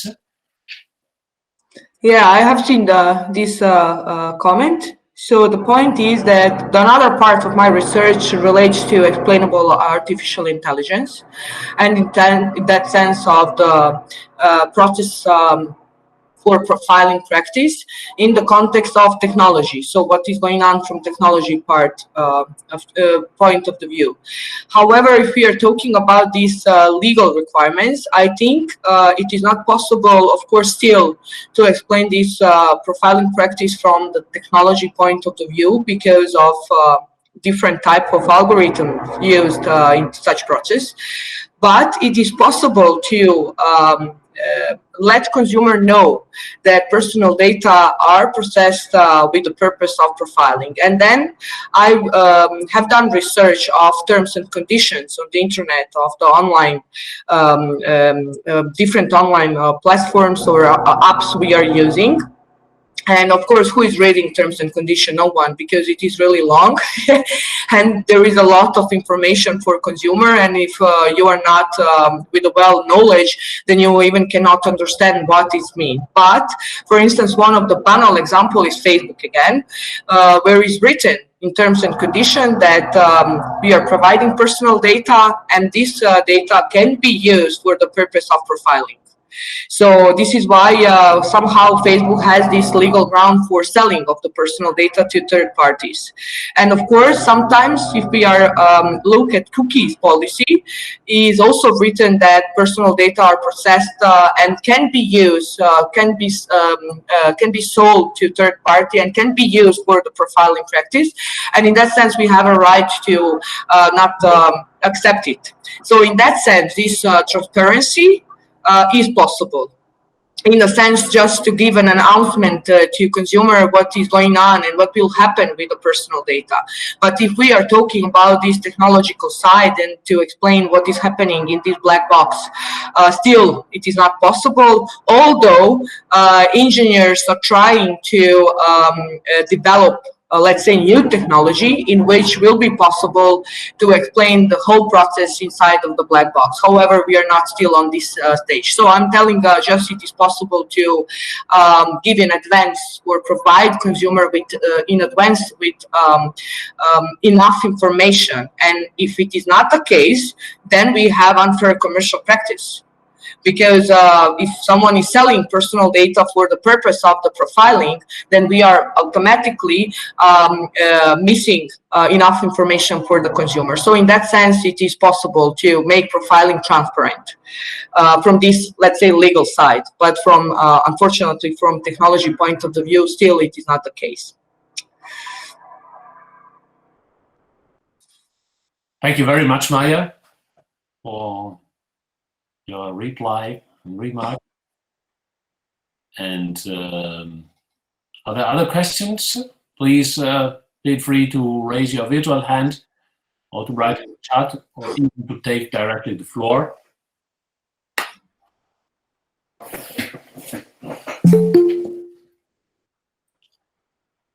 If there are no other questions, I would like to ask a brief question to Maya. Brief is the question. The answer could be very long. As you mentioned, the directive on the supply of digital services explicitly addresses the issue of data as a counter-performance, but regulated and many aspects are not properly considered. For instance, also the issue of what happens when the consumer then withdraws personal data.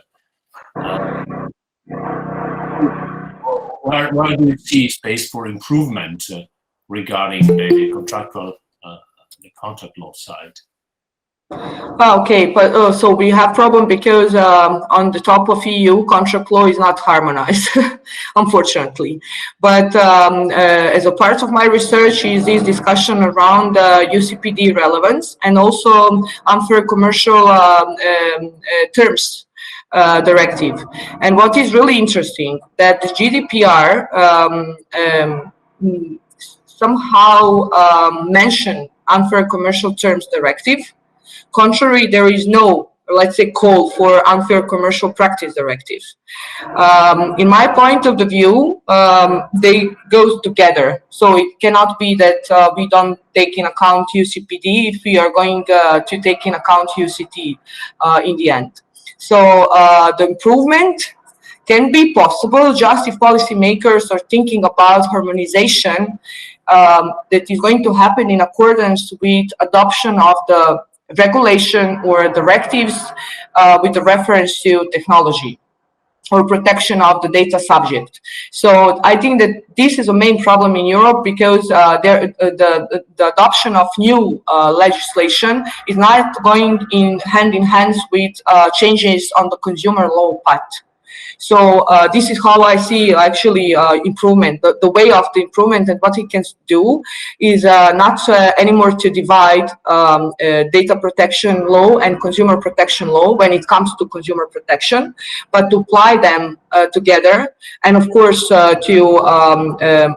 we must stress it case by case basis, of course, but then also it is necessary to harmonize more consumer law and in that sense contract law to offer in order to be able to offer better protection for consumers. So I think that the European Union is still missing this part.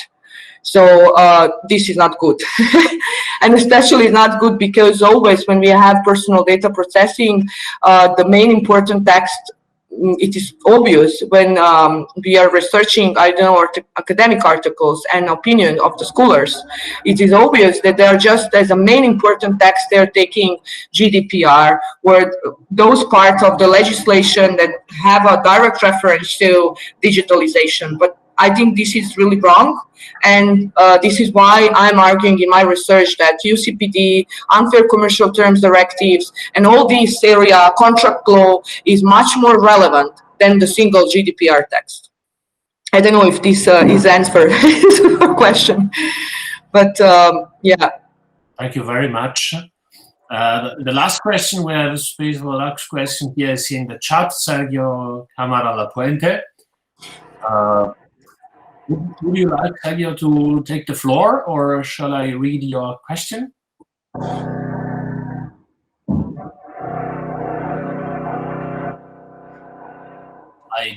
You can read it, Alberto. I think it's more or less clear for Alexander. Sergio is also one of the members of our esteemed advisory board, so is one of the players in this journal. Please. No, I think the question is more or less clear for Alexander. So far, all the empirical studies have been focusing on what happens with accepting cookies you don't want to, or this is the whole contract. I am more or less manipulated or forced to contract.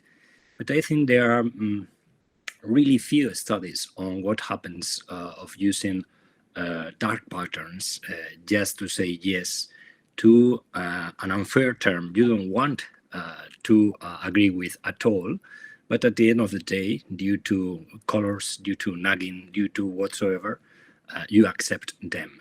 Of course, when we are talking about core terms, about the delimitation of the price, there are dark terms. But what I ask to Alexander, who has studied this very in deep, is have you found any example of accepting, let's say, so ancillary terms or not so core terms due to dark patterns? And as I said in the chat, I'm also very surprised that except for BEUC, for instance, or for consumer organizations in Norway, there are not many active, not many activities of consumer associations against all this, not even in an administrative level. I don't mean courts, but even asking for sanctions against this is not the case in Spain.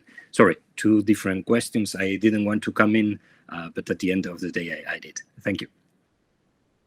Yeah, thank you very much for your excellent question. I am not aware of any empirical nor legal study that looks at this precise question, at looking that looks at just singular contractual terms. But I think it is an excellent point, or I think what we need to consider in this context is that there, in terms of the power symmetries, right? We have a very similar situation when it comes to this choice architecture design and the design of contractual terms, right? When I visit a website, I can take it or leave it, right? In terms of the choice architecture. The same applies to unfair contractual terms. When I get offered an array of terms that, as Maya mentioned, of course I don't read, right? I can take it or I can leave it.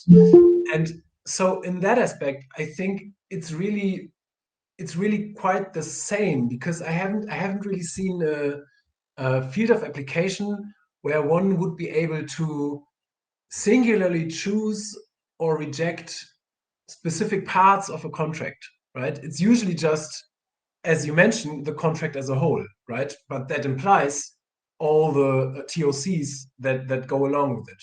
So I'm having trouble thinking of an example where that might apply, where a user on a large scale might be able to pick just specific clauses, or is asked or nudged to pick a specific clause. So that might be the reason why there aren't any, but in any case, I'm not aware of it, and it might be worth looking into. So thank you very much for the excellent point. But it is also a good point to explain us. I'm sorry because I'm jumping in, but whenever I'm reading or researching this discussion about this consumer and the data protection law interplay, it's always like questionable why we need consumer law in this area. But what Alexander told now, and Sergio, what you asked for, actually telling us why we need consumer protection law or consumer law as a really important player when we are discussing protection of consumer in digital single market or in digital era, is not important.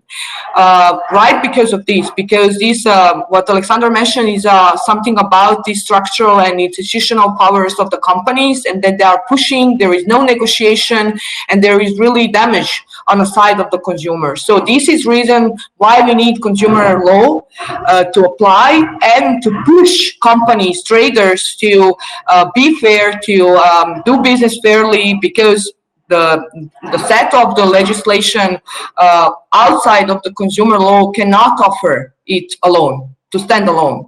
So that's the point, that's the right answer. Actually, Sergio asked you, Alexander explained a bit, and then we got the answer why we need consumer law, why we are discussing consumer law in this area. So that's the point, how to actually provide more protection by application of the consumer law, even in this segment of, or different sectors, is not important, just to provide something what is more related to the digital single market, or I don't know, this in this digital era. So that's it, just a comment. Thank you very much for the challenging question, Sergio, and for the answers to the panelists.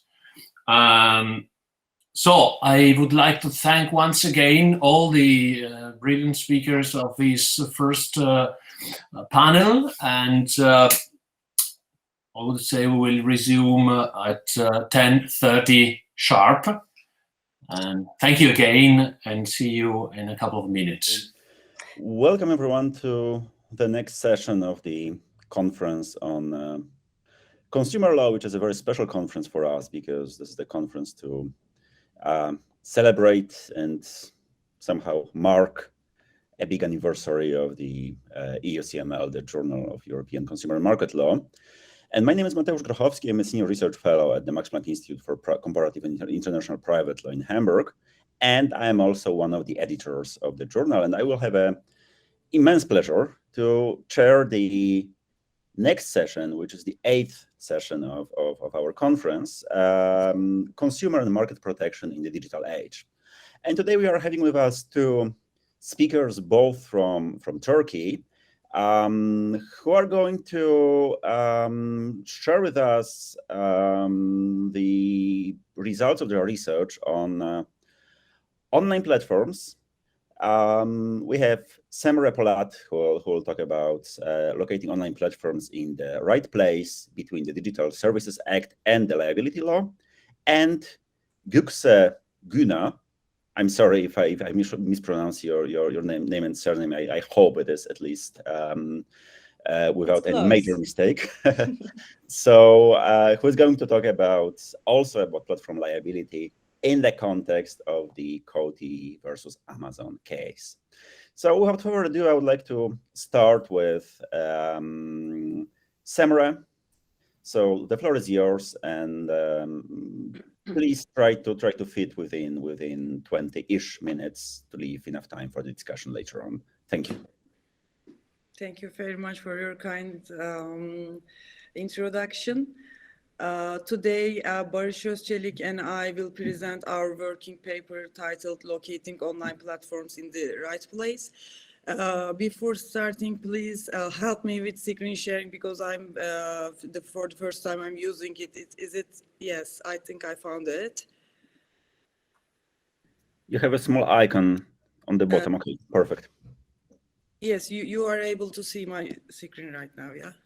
So I see it's uploading right now. So now I can see your screen, like okay, now I can see the slides. Okay, thank you very much. Today, first of all, I thank you very much for organizing this great conference to the editors of UCML. It is a big pleasure to be part of this conference, and also thank you very much for having us. Barış Özçelik and I would like to discuss the liability of online platforms regarding this tripartite relationship that takes place in the online platforms.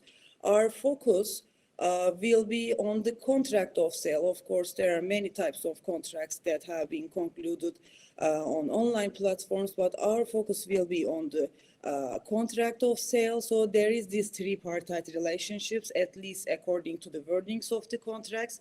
The main contract is between the seller and the consumer, who are both the recipients of the service, and they also have contract with the operator of the online platform. And as all we know, the DSA keeps the safe harbor regime for the online platforms of the e-commerce directive, but we would like to discuss whether it is still fair or not. This issue has already been subject to some articles, and we also think that it still needs to be considered. It is still timely to discuss about this issue because, as I said, the DSA protects the safe harbor regime of the e-commerce directive, but the things are not same as it was 20 years ago. Maybe not all online platforms, but some of them have a very strong economic power. They also influence the marketing of the products. They determine the terms of the main contract between the recipients of the service. Not just the user agreement, but the terms of the sale contract are determined by the operator of the online platform as well. And the role of the online platform doesn't cease once the contract is concluded, or some of the online platforms take active role in the fulfillment of main obligations arising from the sales contracts, such as packaging the goods, delivering them, etc. From the side of the consumers, these also, of course, provide many benefits, and the main one is the increased choice of products. But at the same time, consumers face the risk of not finding a remedy in case the good is non-conformant. Also, the good can be defective and may cause harm to the buyer or a third party. And in such cases, the victim of the defective product also face the risk of not finding a remedy against the online platform, despite the very strong economic power that online platform has. When we look at the legal landscape, we see not the liability, but the non-liability of the operators of online platforms. Online platform is a subcategory of hosting services, and the DSA keeps the liability exemption for hosting services. But this is not an absolute exemption. If the recipient of the service is acting under the authority or control of the provider, then hosting service provider loses this exemption.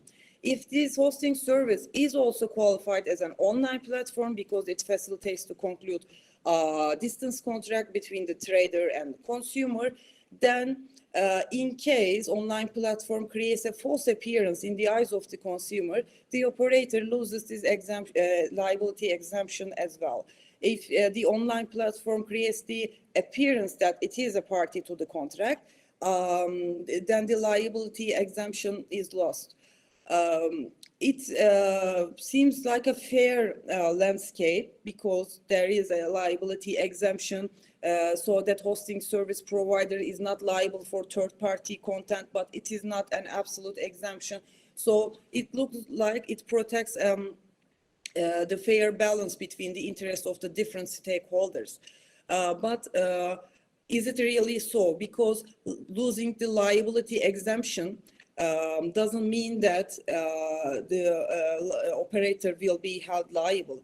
Of course, there are many vaguenesses in the elements of the cases that this liability exemption will be lost, such as the average consumer or active role, passive role, etc. But this is not our main focus today. We would like to discuss that what happens if the operator of online platform has lost the liability exemption. Since the liability of operators of online platforms is not regulated, the consumer or the victim of a defective product should seek remedy in the existing law of contractual or extra-contractual liability, which was not designed taking into consideration the intricacies of this tripartite relationship. So it is not very easy to find a remedy. When we look at the extra-contractual liability, we see two relevant bases for liability. One is product liability. Under the existing product liability regime, it may be possible to hold the operator liable as the importer of the product if the trader is located outside the union. But this kind of interpretation is problematic in 2 points, in 2 aspects.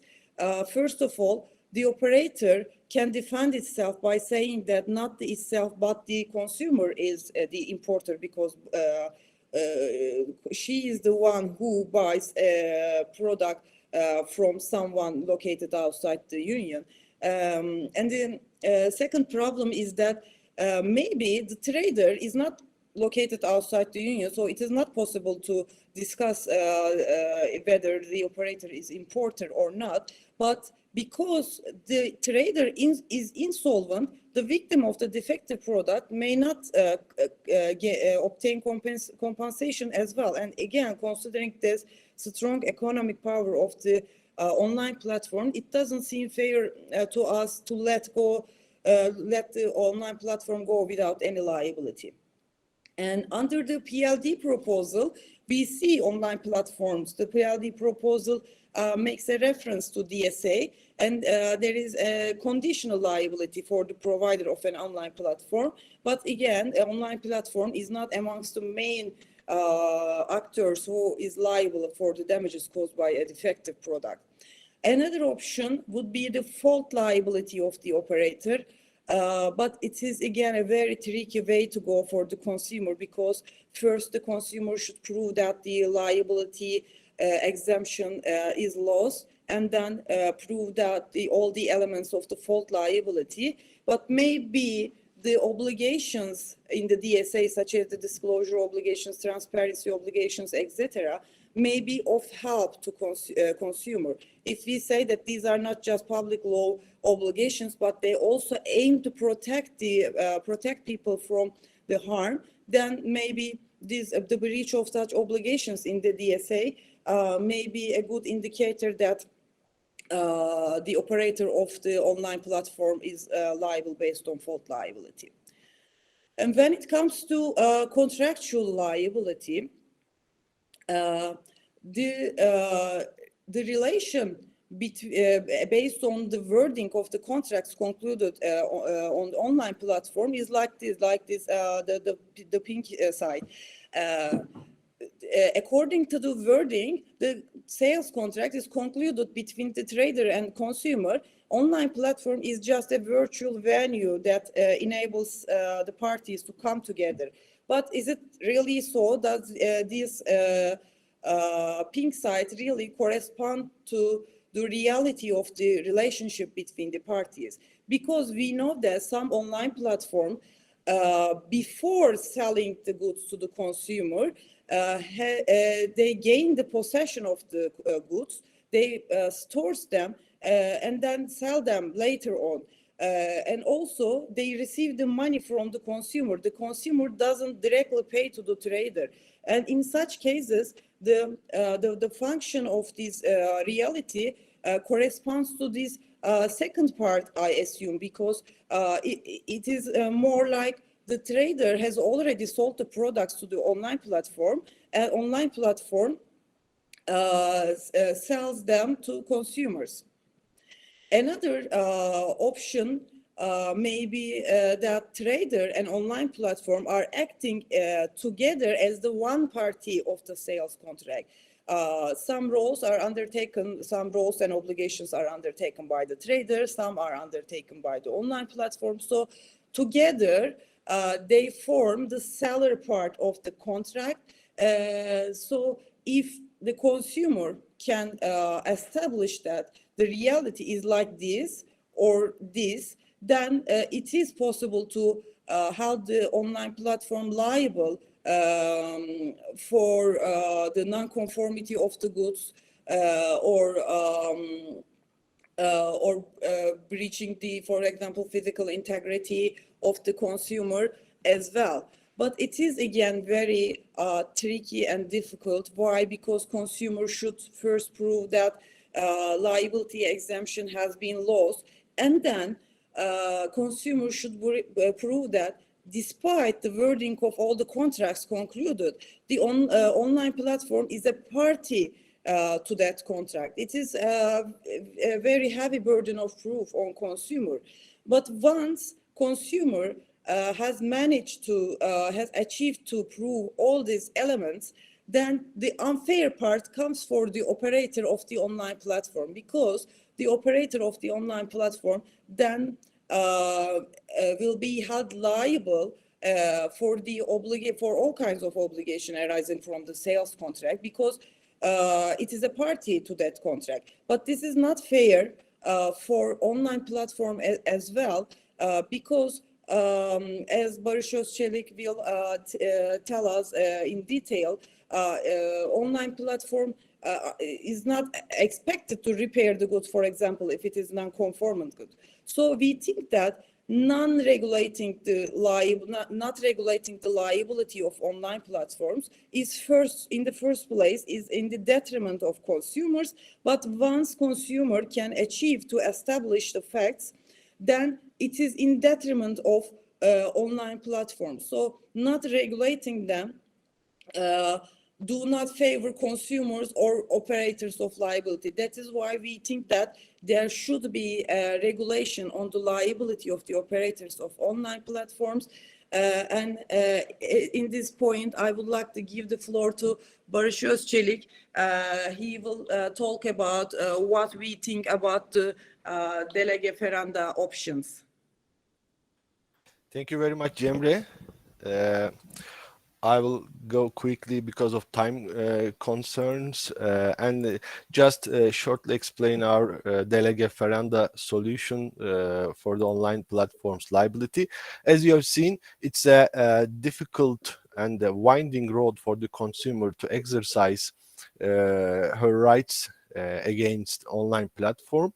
And we think that it's not compatible, this situation is not compatible with the purpose of consumer law, and that's why we think that we need a statutory liability for online platforms. This would, of course, at the same time mean the abandonment of safe harbor regime, but we think that it's also beneficial for online platforms because of the foreseeability it provides, and of course, a possible regulation will ensure uniformity throughout Europe, and it will prevent, for example, different decisions from different legal systems of member states. In this respect, Article 20 of the model law prepared by the European Law Institute we think includes a provision that can serve as an example. Let me read this provision.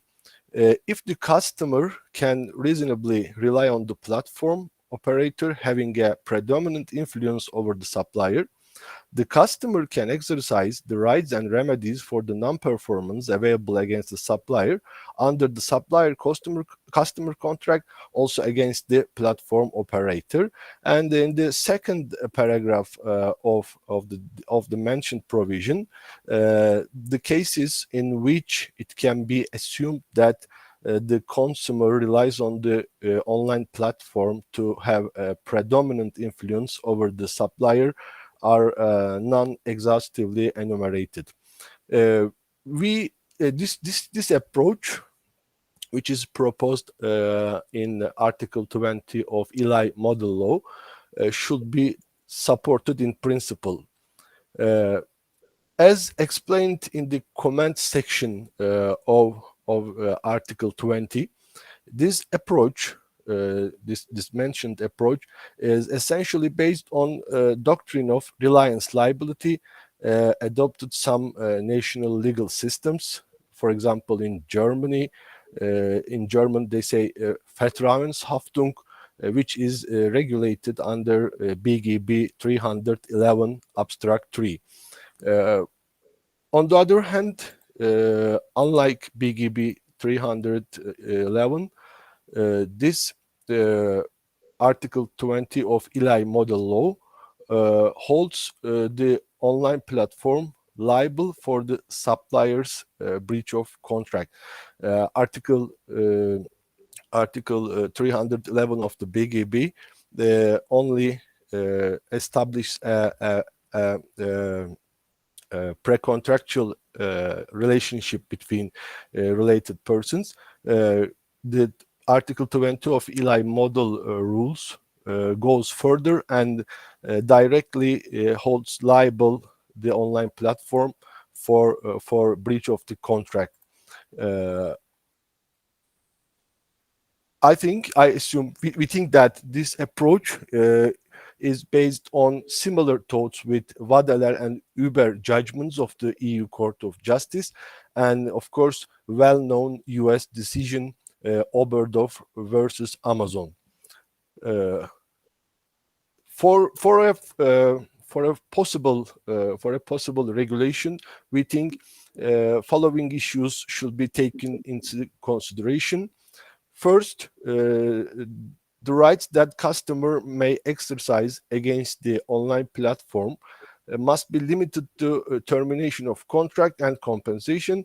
As Cemre said, remedies which can be seen as derivatives of specific performance, such as repairment or replacement, may not be possible, and also it's not meaningful to expect them from the online platform. Secondly, claims against online platform must be limited to death and bodily harm and damage to property above a certain lower limit, like PLD, and non-pecuniary damage shouldn't be claimed from online platform. Of course, these claims should be subject to general provisions. Third, this spatial liability regime should only cover customers' claims for compensation, and third parties other than customers shouldn't be able to claim compensation under this regime. However, of course, to the extent that online platform can be considered a producer according to the PLD, third parties can also apply to the online platform in that context. And fourth, the online platform, for example, cannot be relieved of liability on the ground of that breach of contract was not known. In short, and as a conclusion, the statutory liability regime we propose here is not only in favor of customers, but also in favor of online platforms. Because according to the existing rules, online platforms will be considered as the contracting party, and there is no limit for their liability. But a statutory liability regime, as proposed here, would limit online platforms' liability and, in our opinion, ensure a fair and foreseeable risk sharing for both parties. This is end of our presentation. Thank you very much for listening and your kind consideration. Thank you so much to you both. As I said at the beginning, we are going to have the discussion at the end, so after both presentations. So now I would like to give the floor to the second presenter in this panel, to Gökçe. Please, the floor is yours. Thank you, Dr. Grochowski, for your kind introduction. Dear colleagues and participants from all over Europe, I would like to start my words by expressing how happy and, to be honest, excited I am to be a part of this conference, and particularly this panel, which I get to share with my esteemed colleagues from Ankara. I am Gökçe Kurtulan Güner from Istanbul Bilgi University, and the topic I will be bringing to your attention today is the analysis of a recent judgment of European Court of Justice, Coty v. Amazon, from the perspective of product liability. Please excuse me so that I can share my screen. One technical question. When I'm sharing my screen, can you still see me as a speaker? Now we cannot, at least I cannot see your slides. So can you please share them again? You should just click on the, okay. Yes. Now we can see your slides, and I can see you. Okay, now your slides disappeared again. You should. Okay, what should I do? Maybe you should not switch to the full screen view. Maybe you can just show them without, like, with the small icons on the left, like this. Does it help? Because I had a feeling that when you were trying to. Okay, so maybe like this. When you were trying to make a full screen, they were disappearing. So I don't know. Okay, now I can see them, and okay, but I not me. can see you as well. Okay. Anyway, I will start. But at least for me, it works perfectly. Thank you. Okay, great. I'm from Istanbul Bilgi University, and the topic I will be presenting today, I formulated it as a question: could lessons be taken for the liability of platforms from the recent judgment of ECJ, Coty versus Amazon? I will try to adapt a rather holistic approach towards the issue, but start from a very concrete example. But before digging into this discussion, I would like to share some statistics to highlight the importance of online platforms as economic actors of our daily lives. Studies show that in less than a decade, in fact, in 6 years, online shopping in European Union has increased by 11%, with 74% of all internet users buying goods or getting services online for their private use last year. Needless to say that the COVID-19 pandemic has fostered the spreading of the use of online platforms as shopping channels. But despite the significant and thankful decrease of the effects of the pandemic from our daily lives, the recourse to online shopping, and particularly shopping through online marketplaces, has not lost its importance nor frequency a single bit. When we're talking about online marketplaces, we're not actually referring to a single unique model of business. We know that these platforms actually operate in various ways. But if we are to detect the most common models of operation, we can talk about two main models, the pure model and the hybrid model. The pure model, for example, the model that is adopted by eBay, is when platforms act as intermediaries, bringing together the sellers or service providers with the consumers. Their main revenues, in that case, stem from the advertisements they give or the commissions they get from the transactions to which they are not parties to. The second most common way of business, also referred as the hybrid model, adopted by Alibaba or Amazon, for instance, is when the online platforms act as both intermediaries and the retailers acting on the same platform. In both these cases, in both the pure model and the hybrid model, I believe it is relatively easier to assess, at least in the current legal framework, whether the platform can be held liable for a legal violation, be it a trademark infringement or liability for defective products. If the platform is considered as adopting the pure model, then it is a mere intermediary, being able to usually get away with the liability, as it will probably be able to invoke the safe harbor. To the contrary, if we are in the application of hybrid model and the platform itself is the seller, then its primary liability can easily be established within the current legal framework without much hurdle. But there's a third type of business model that has become more and more popular, at least in the last years. And this situation makes such a straightforward assessment a little bit more difficult and trickier. In this relatively new model, the platform is neither a mere intermediary nor the seller itself. It can be rather located somewhere in between. Therefore, the condition for invoking the safe harbor, that is neutrality, is no longer present. And we can, again, not establish the primary liability of the platform. It is not the seller itself.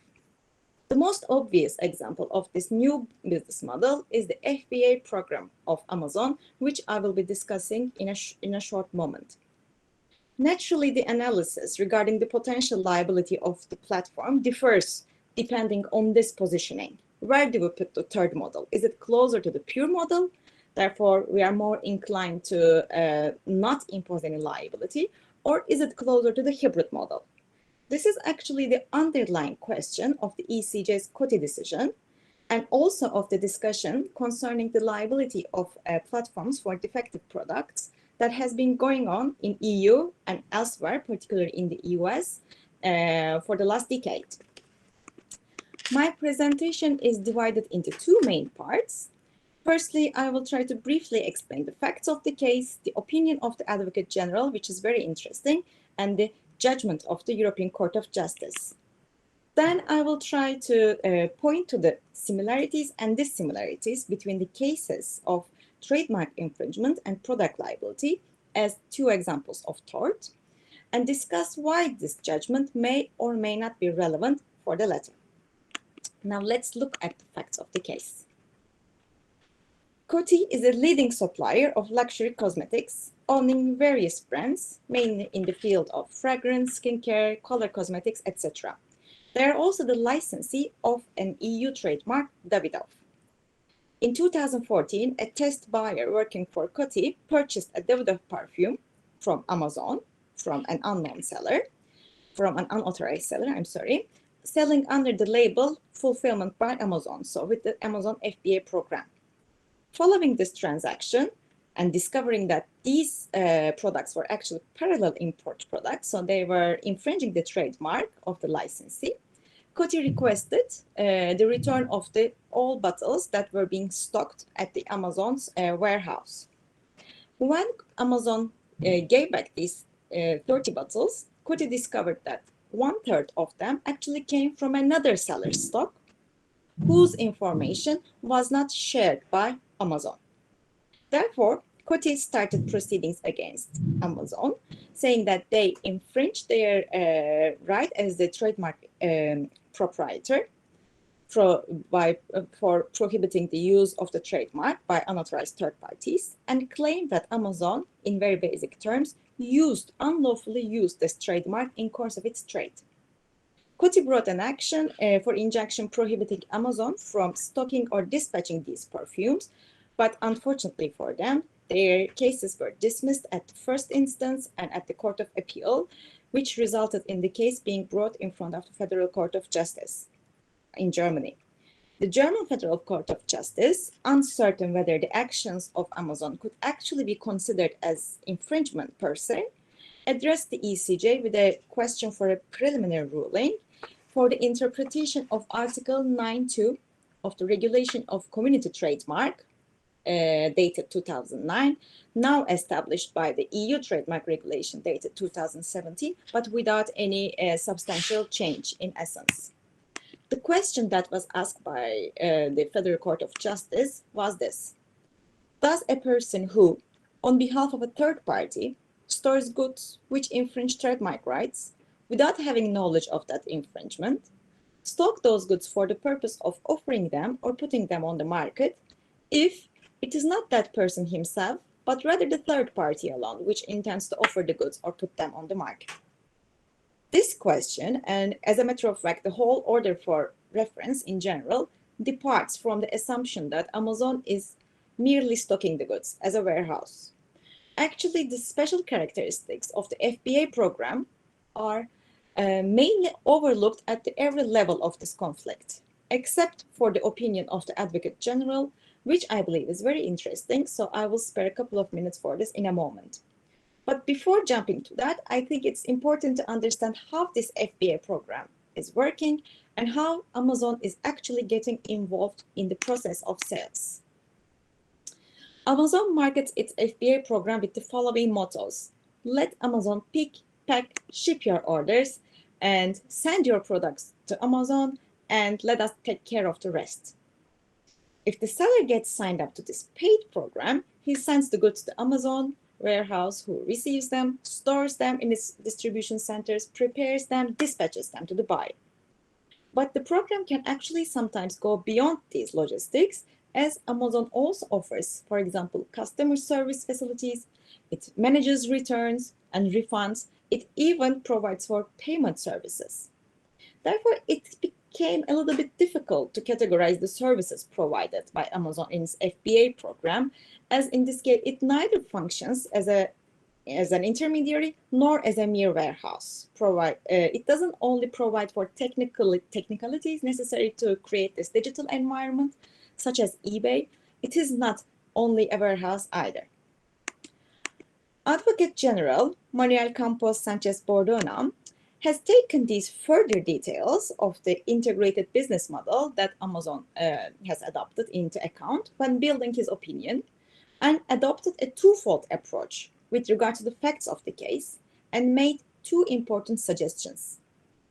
First, he is in the opinion that the conditions of the prohibition of use by the trademark owner or the licensee, in this case, regulated under 9 of the regulation, are met, because both the factual element, which is the de facto possession of the goods, infringing the trademark, and the purposive element, which requires the possessor to have the objective of offering these goods to the public or putting them in the market, are present in the case, and it's actually difficult to claim otherwise.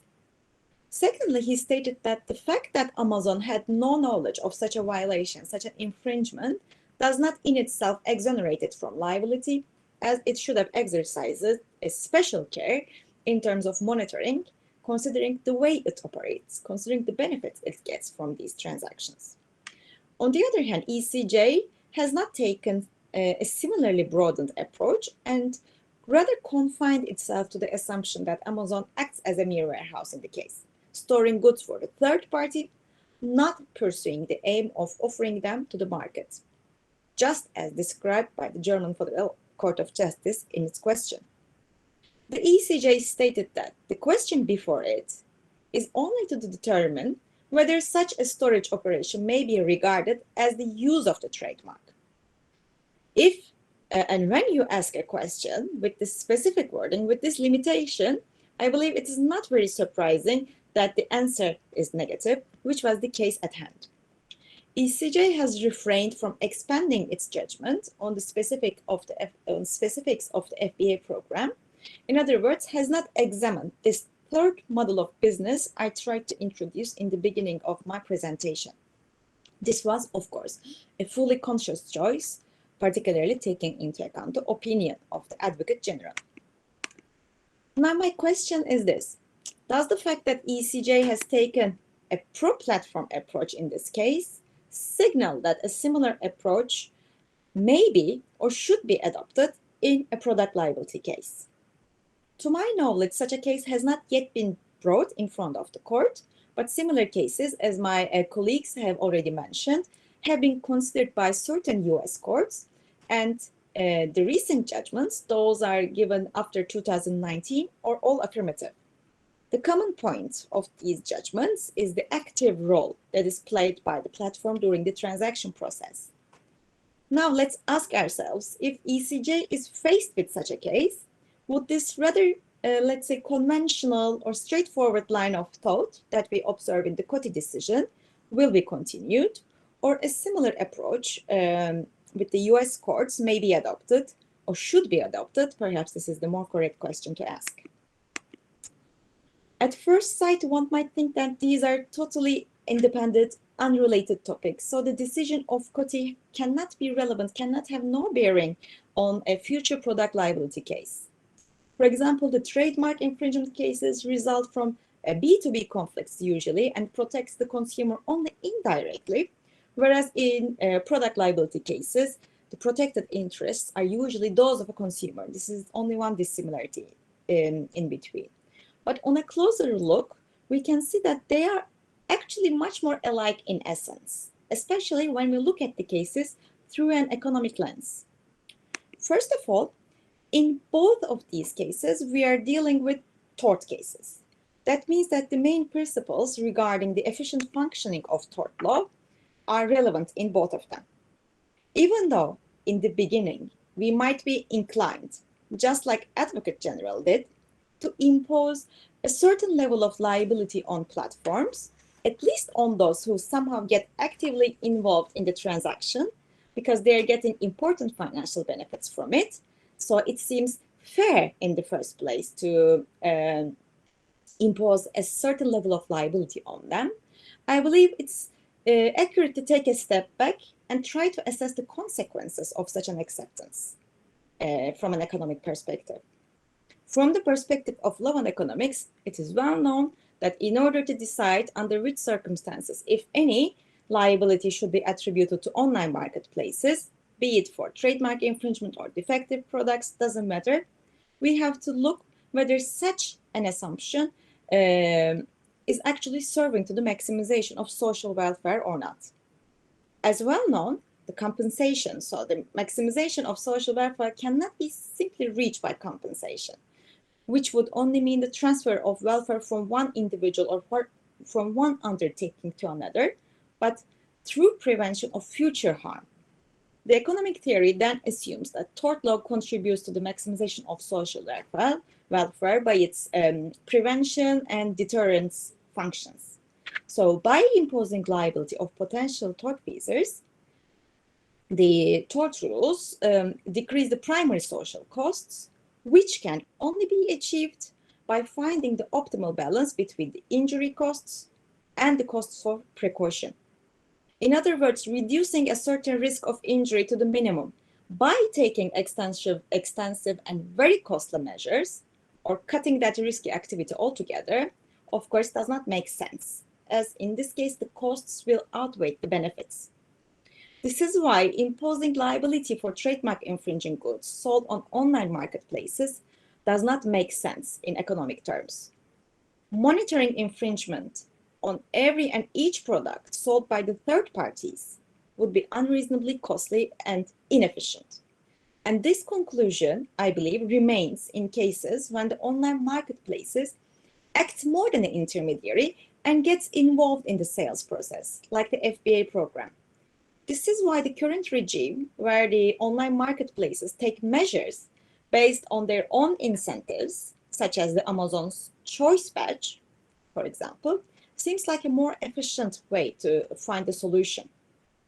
What might also be an efficient solution is to impose, for example, track recording duty on the platforms, as the costs in this case would be minimal.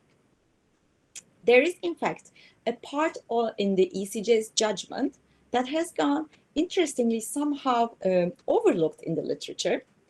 In this passage, ECJ states that the conclusion, that means not holding the Amazon FBA program, it's not holding Amazon liable for the infringement of trademark, is without prejudice to the cases where the platform is unable to identify the third-party seller.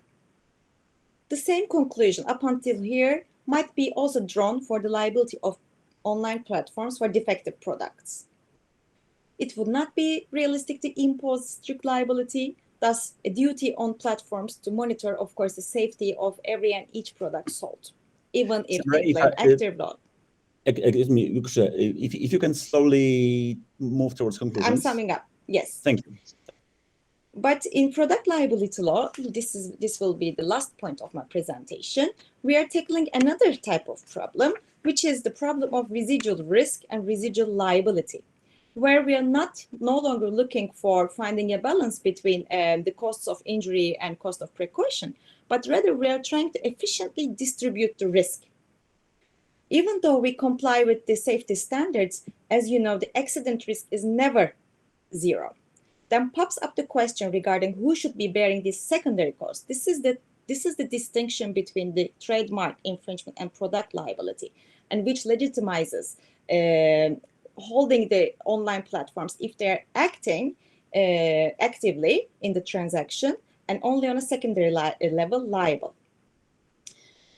It is because in the case of residual risk, the objective is to find a fair balance with regards to the distribution, and it makes sense to put the risk on the undertaking because it can be the producer, importer, or the online platform who is more risk neutral when compared to with the consumer, who is more risk averse.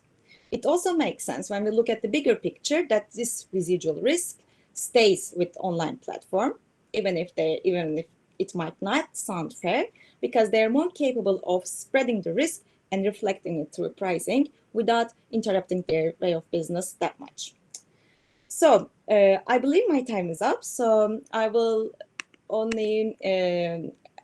have time to thank you for the attention, and I'm open for questions and discussion. You can also see my email address. If there are any further questions, I'm happy to discuss, and thank you for your time. I give the floor back to you, Dr. Grochowski. Thank you so much, and thank you again to both presenters of today. Now we are having some time left for the discussion. So please, if you want to ask a question or make a comment, please raise your hand. You can also, if you prefer, put your comment in a chat. But please, because our time is very limited, please try to be crisp with your interventions. So do we have anybody who wants to take the floor?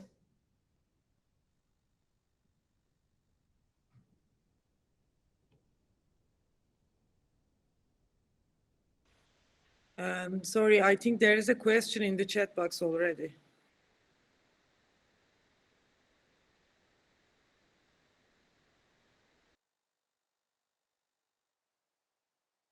Okay, now it was displayed. Sorry. I don't know to whom this question is directed. So if any of you feels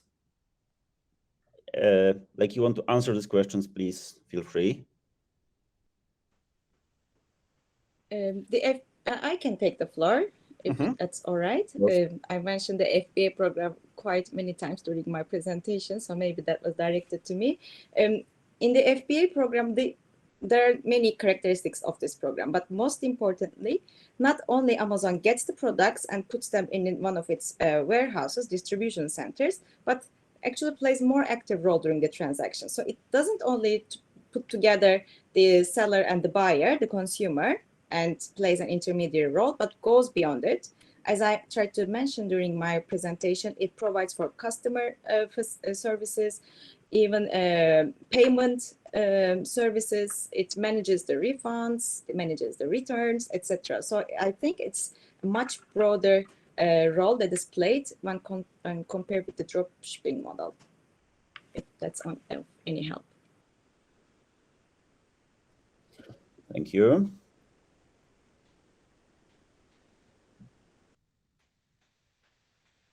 May I please? Of course. Make some statements. Gökçe Hoca knows this distinction very well and also already mentioned it in her presentation.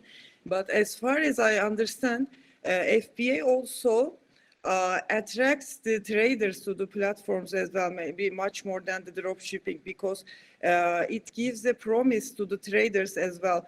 Just give the products to us and do not think about the rest. I think it takes a role that is pre-contractual as well. Before making the contract, Amazon takes an active role that enables the conclusion of these contracts. Even before there is a supply and demand, Amazon takes a role to create this supply as well.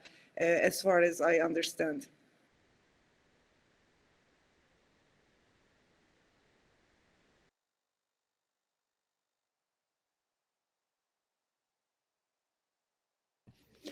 Okay, so thank you for these answers. Do we have anybody else who would like to seize the opportunity that we are having all the three presenters today? Okay. Would the slides be available, please? So we do not. So Alberto, you can correct me if I'm wrong, but I don't think we have ever considered like aggregating all the slides. So I think the most efficient way would be if you can contact the presenters directly. I think you can find their email addresses online. They were also on the slides, and we can. And I think it will be the most efficient way for you to get the slides. Otherwise, you can also contact the editors of EUCML, and we can act as the intermediary. Although probably it's not the best place to use for this panel. Unfortunately, we forgot to wrote our email, so I can write them in the chat box. So of course, yeah, speakers can, listeners can reach to us. We are happy to share the slides and discuss further, of course.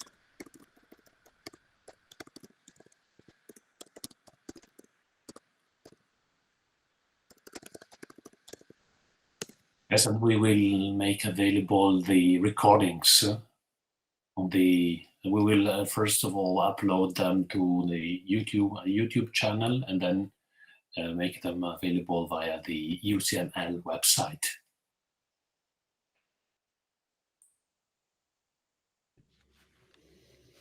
Yes, indeed. So, are we having anybody else?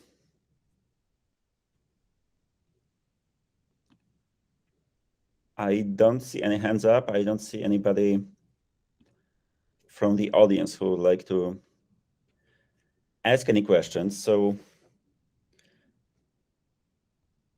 well, so I think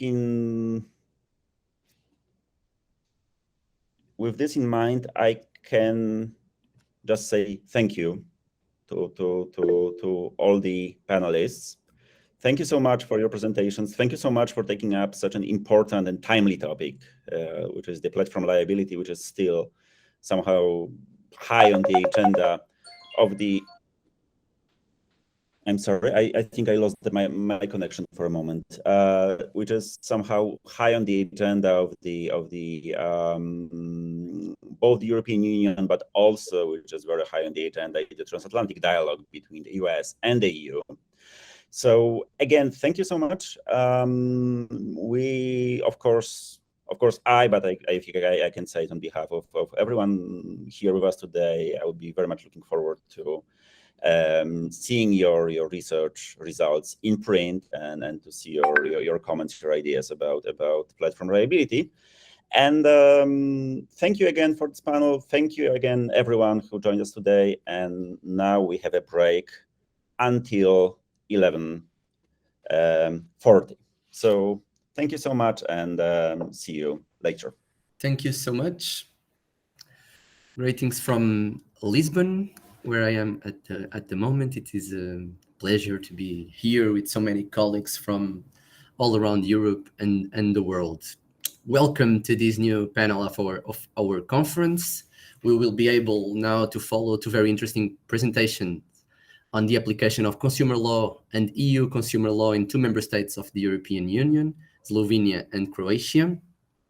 It is a great pleasure to me to be celebrating the 10th anniversary of our journal, a journal that has become an essential reference in this area at the EU level, at the European level, I would say at the global level. It is really a pleasure. It is really good to be part of this editing team with so many good colleagues I see here.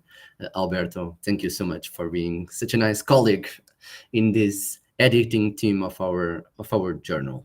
So let's start. We will start with Petra Weingirl. She's an assistant professor at the Faculty of Law, University of Maribor.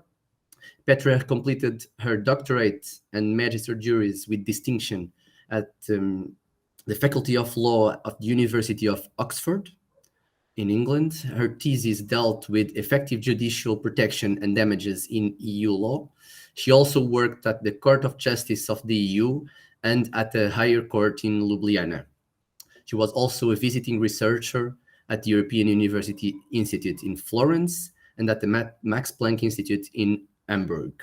She will talk about the jurisprudential conflict on the application of consumer law in Slovenia, consumer law as a sword or a shield, a very provocative title and a very interesting topic. Thank you so much for being here. The floor is yours. Thank you. Thank you so much for this kind presentation, and thank you to organizers for having me here and to be able to speak here in front of such a distinguished audience. Congratulations to the journal, and also to Alberto, who had his birthday yesterday.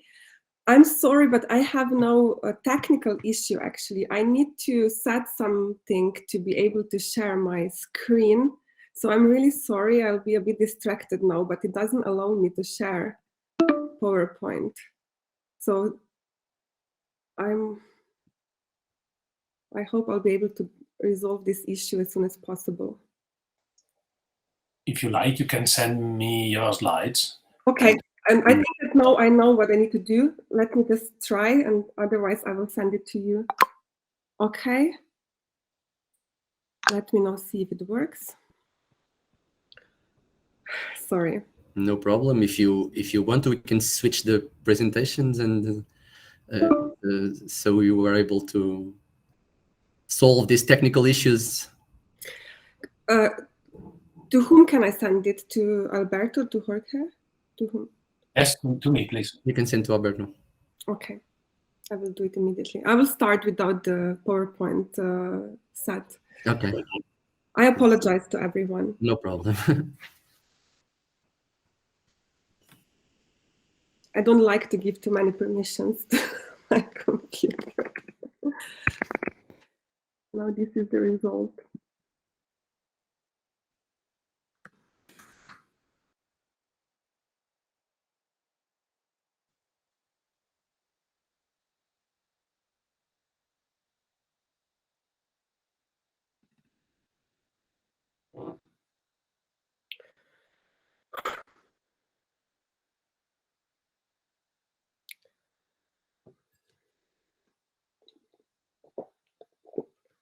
Okay, it's been, sorry, uploaded, but I will then just start and send it when it uploads. So I will talk about, as mentioned today, about the special jurisprudential conflict that is happening in Slovenia, but it's not unique only to Slovenia.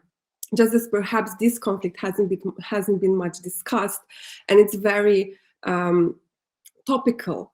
So this jurisprudential conflict that I want to discuss today is a conflict in the field of unfair contract terms. So I will talk about this example. And why is it very topical? So if in the it concerns Swiss franc saga, of course. And if in other member states, these issues have been there were attempts to be solved by, for example, some systemic solutions like laws, for example, in Hungary or in Croatia. In Slovenia, this happened only this year. And just yesterday, the Constitutional Court annulled the law that was actually meant to resolve this issue on the systemic level. It annulled it basically because of the issue of retrospectivity, of the retrospective application, but I haven't really studied it yet since yesterday, so I won't go into that issue. But the thing is that this problem of the Swiss franc saga remains pretty much unresolved, and it will, the Supreme Court will be faced with several challenges in the following months, both in light of the judgments of the Court of Justice, and also because we have a new Consumer Protection Act that will apply from January on. This is a bit of an intro before we get the slides. As it was mentioned, so first of all, I would like to now step back a bit and start with consumer law objectives, or actually consumer protection law objectives. So it was already mentioned yesterday, for example, by Professor Trstenjak in her opening talk, and also others, that in designing consumer law, the appropriate balance between consumer interests and the market economy needs to be struck.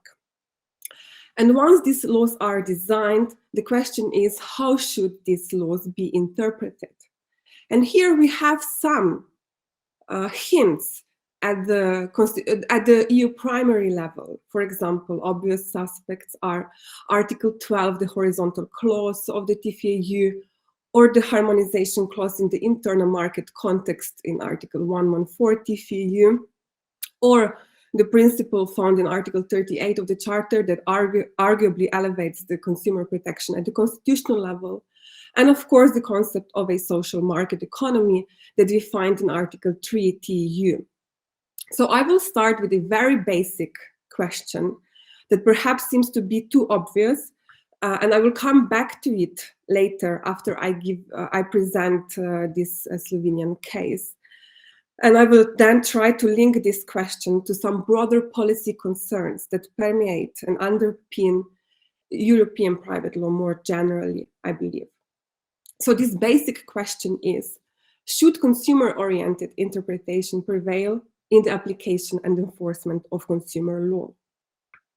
So next slide, please. So I will come back to this question later. And when we talk about interpretation of legislation, of course, we are guided by a principle of democracy and separation of powers. And the traditional role, it goes without saying, of course, is to interpret laws rather to make laws. So judge-made, but there is a thin line between interpretation and the judge-made law, of course.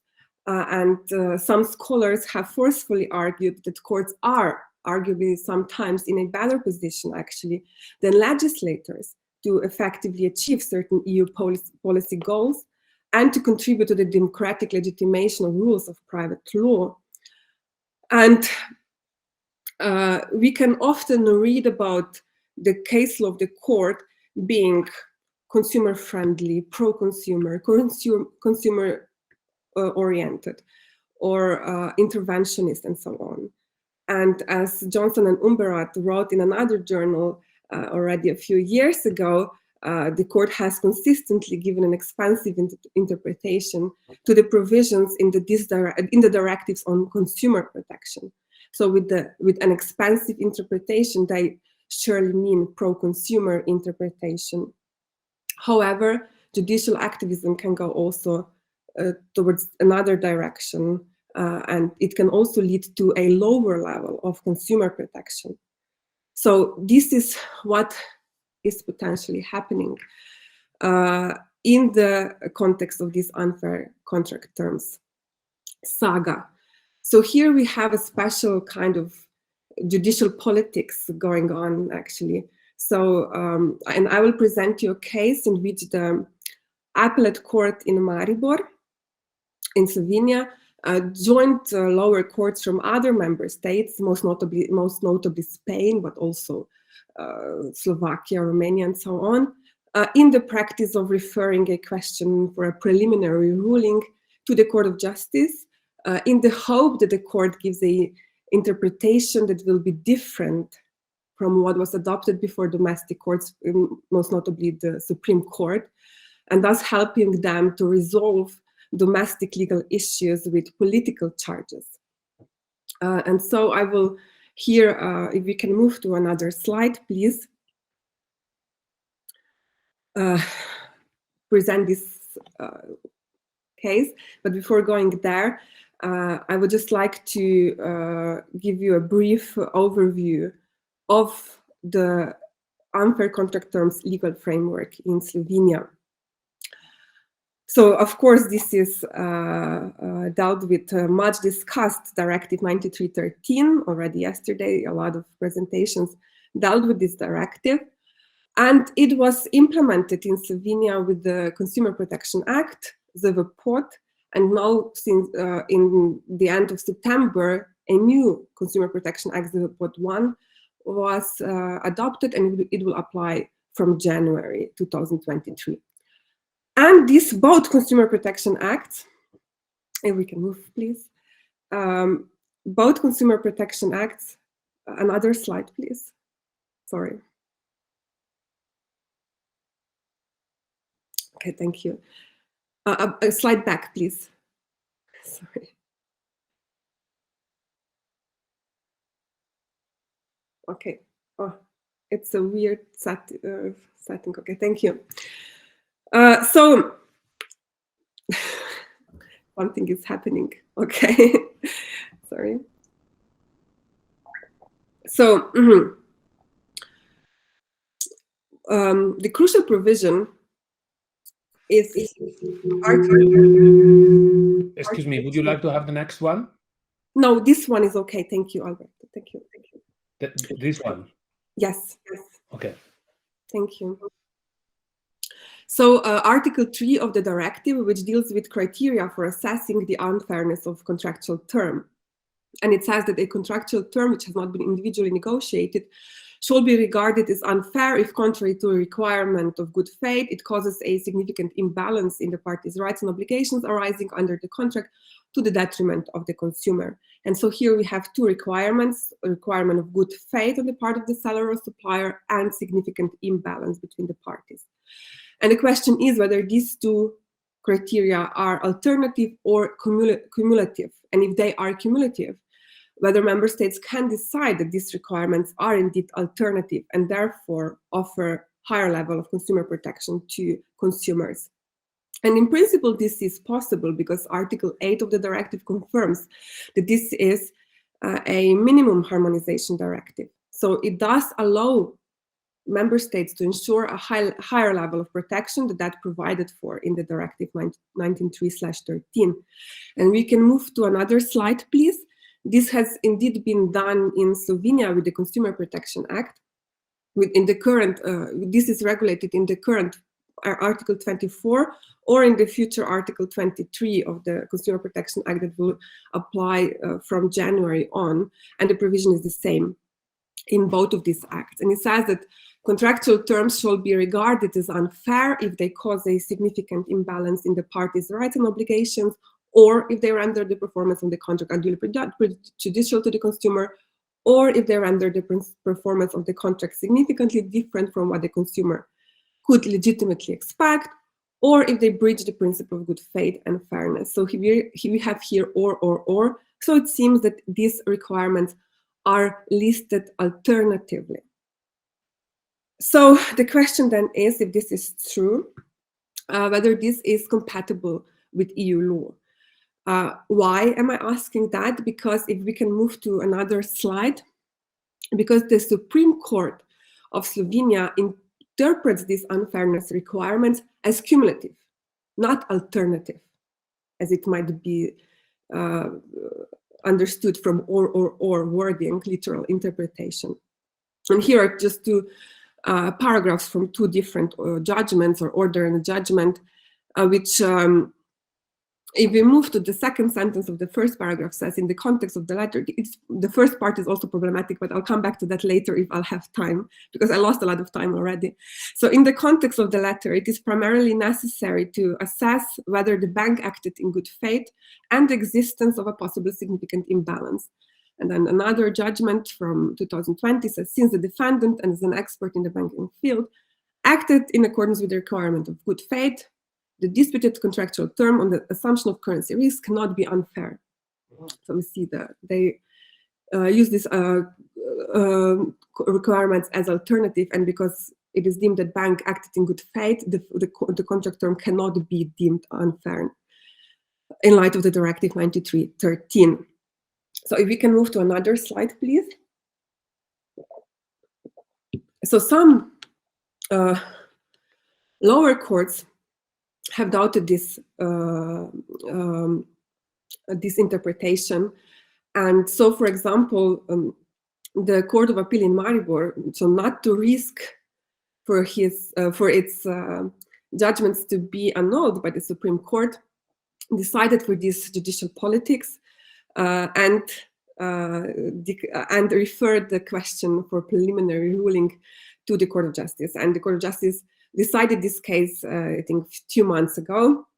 And here in this paragraph 15 of the judgment, at the preliminary reference, the question is summarized.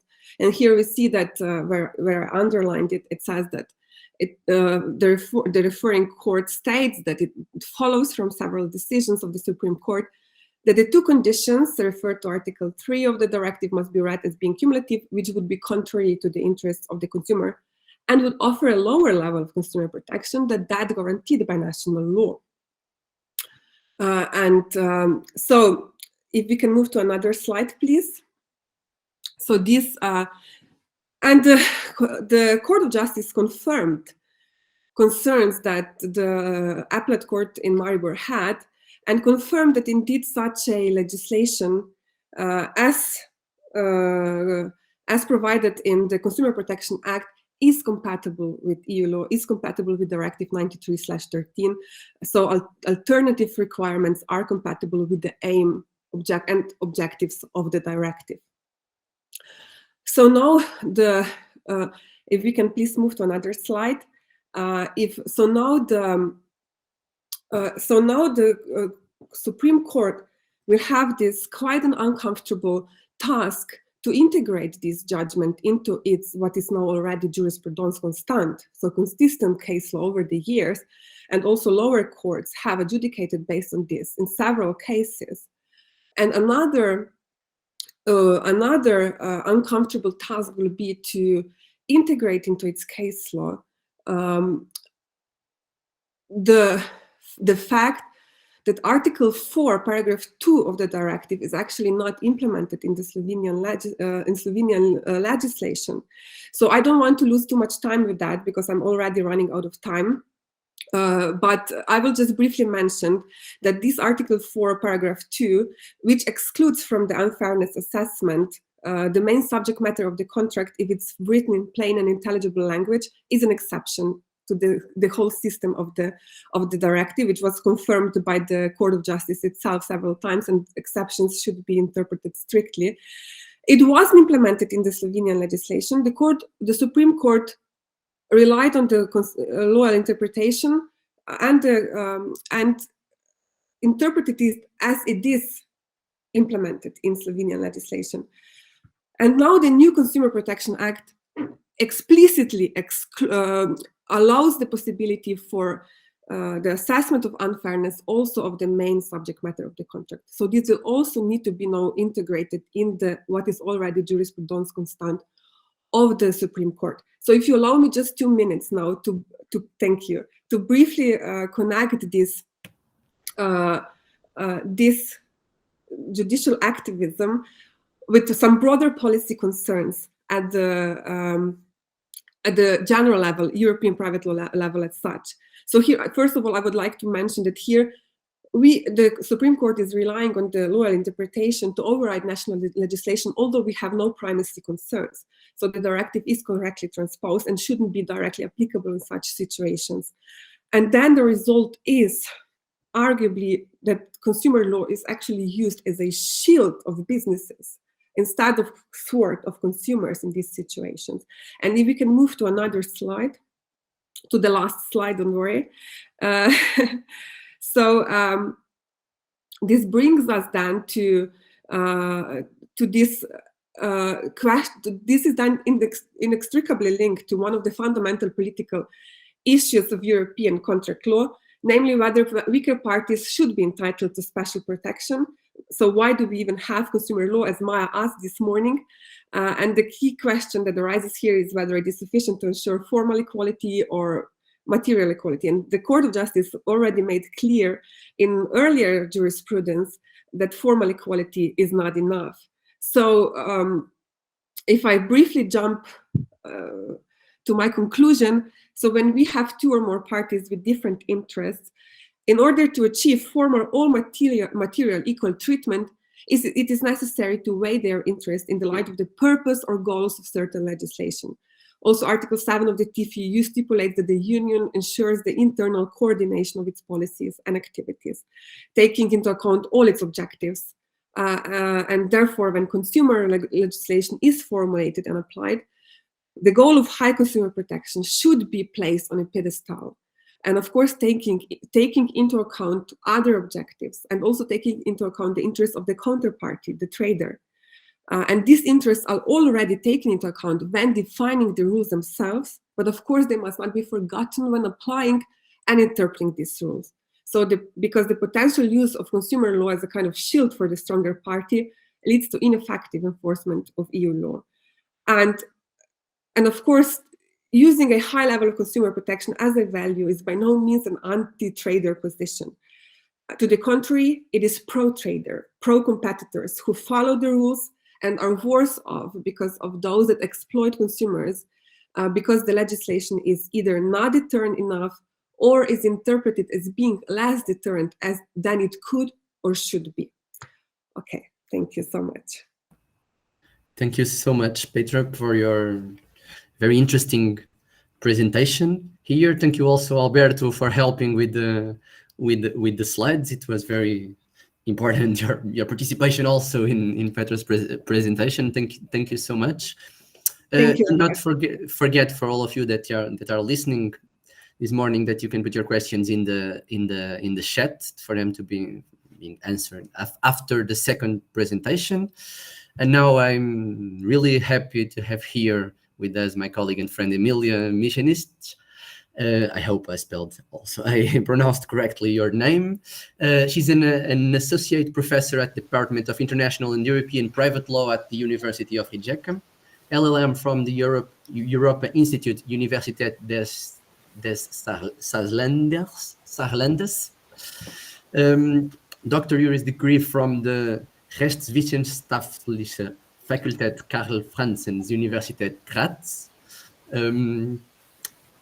Emilia will present on 10 years of enforcement of Croatian consumer law. It will be very interesting to see and know how Croatian consumer law is being implemented.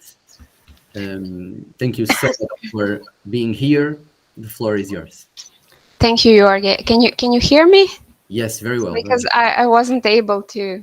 No, we can hear you. Yeah, now it's fine. I will try to share my screen. Just a second. Can you see it? Now we can see it. Yes. Alberto is free from sharing the screen in this presentation. Okay, so you can see it. We can see it very. Okay, then I can try also like this. I cannot see you unfortunately now, but you can see the screen. We can see you and the screen. Okay. So once again, thank you, Jorge, for this lovely introduction. And first of all, yes, good morning to you all.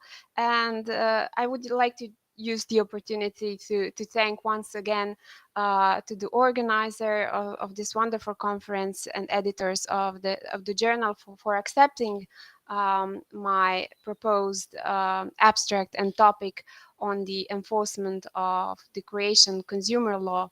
As you can see on the slide, it's a quite broad topic, so this short outline of mine demonstrates that I will not, of course, focus on the whole enforcement as such, because it's not even possible, but let us say on the main development related to, similar as Petra did, to Croatian, the first and still the only collective redress proceeding in Croatia related to consumer protection, in particular related to Swiss franc loans. But before going into the details of the case, because we don't have so much time left, I will just shortly give you an overview of the legal development and the background in Croatia. As you can see from the slide, it is quite different from the one of the other member states, because we came from quite a different regime, from a socialist regime and from the planned economy. And before stabilization and association process for Southeastern European countries, we were really not familiar with the consumer protection in our country. And I think this is very important when it comes to the enforcement of consumer law in Croatia. As you can see again on the slide, in 2001, it is the first time that we signed the international agreement, stabilization and association agreement, as we call it, that contained this specific harmonization clause, obliging us to harmonize with the acquis, in particular with parts related to internal market, meaning also with EU consumer directives. So basically, before becoming a member state in 2013, we were already harmonized with the main consumer protection directives such as the UCTD, UCPD, consumer credit directives, and so on. So here on you can see a sort of a timeline. So before becoming a member state, Croatia was harmonized and we had Sorry, adopted. Emilia, we cannot see, we still have the first slide. Ah, sorry. Sorry. I was sharing the slide, so I don't know Can you put in presentation mode, possibly? Yes, I don't know. just a second. I can try again. Just to find. Is this working? Not? No, or you can put on the left. You can change the slides. Yeah, now we can see the timeline. Okay, then I will leave it like this. Yes. Okay. Perfect. This was this background, so you can see that we sorry. where we came from. I was seeing if you would move to another slide, but yeah, and now this is the stabilization and association agreement and the clauses. But of course, I can share the presentation also later. And this is the timeline. You can see it now, yes? We can see where you can see that we had 2 Consumer Protection Act actually adopted before becoming a member state in 2013, and then 2 other consumer protection Act once we became a member state, the last being just adopted recently in May as a consequences of alignment with the Omnibus Directive and partially with the twin directives. Of course, this is not a whole story. This created a lot of mess when it comes to legal regulation of consumer law in Croatia, as you can see from the slide, because we have Consumer Protection Act as Lex Generalis for protection of consumers, but then if these relations are obligation relationships, then we have a subsidiary application of the Obligations Act. And then there are so many different EU consumer directive transposed within different special acts. So we have quite a mixture and very fragmented legal framework on consumer protection that is, of course, affecting the whole enforcement and the effectiveness of enforcement as such. And now I will stop with this development and go straight to the point. And this is this Croatian, as I said, currently the only collective redress proceeding that we had. This proceeding is very interesting because until this first collective redress proceeding on consumer protection that was initiated in 2012, so exactly 10 years ago, in line with the conference title, yes, we could barely speak about the enforcement of consumer law in Croatia. Of course, there were consumer disputes, but they were mostly dealt as typical civil law cases by ordinary courts, and the consumer law was simply ignored for such a long time despite of Jura Novit Kuria. So 10 years ago, in 2012, as I said, the Croatian Roof Association, called Consumer or Potrošač in Croatian, difficult to pronounce, they initiated this proceeding by suing 8 commercial banks acting on our market because of the use of 2 unfair contractual terms, one related to the price of the contract, another related to the subject matter, but I will come back to that. And as you can see, again, there are 2 rows. indicating that the proceeding was repeated once the Constitutional Court intervened in 2016. And this is probably also the main reason why the whole procedure took so long to solve this case. But again, I will come back to that. So what happened actually? Different rulings, and I would say excerpts from these judgments, which are of course available publicly but in the Croatian language, confirmed that during the time period between 2003 and 2009, so before we became a member state, the banks, mostly the foreign ones, offered high-risk consumer credit Swiss franc loans, yes, on the Croatian market that were at the same time prohibited in some other member states, such as in Austria. There are some statistics saying that there were around 75,000, then others saying that there were a double number of these credits concluded on our market. But what these judgments confirms in general is that behavior of the banks, that they were violating the consumer law enforced at the time related to banking law, consumer credit rules, unfair commercial practices, and of course the focus of the case was on UCTD and the unfair contractual terms. So due to a lack of time, I don't intend to go into details. As I said, I will share the slide if necessary, but I have decided just to translate some excerpts from certain judgments to give you an example of these violations. So here you can see for an example of the use of unfair commercial practices. In particular, the banks were using misleading advertising, and products were wrongfully advertised as very cheap due to low interest rate, as product from the Union, the new EU products, products suitable for young couples, and so on. Then this following slide confirms violations when it comes to banking and crediting rules. So here you can see the most common practice that was to convince consumers that they are creditworthy for the Swiss franc loan, but not for kuna or euro loans. That was of course not in accordance with the laws at the time, which were not discriminatory in that aspect at all.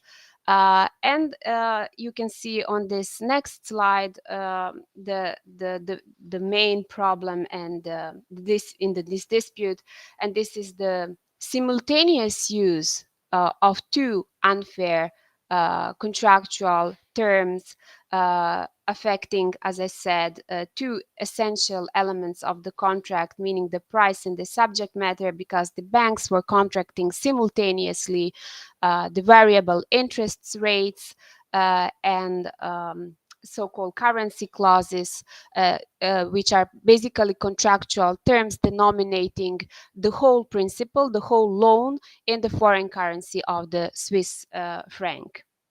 Of course, you can see on the slide that there were no negotiation because they were using standard contract terms.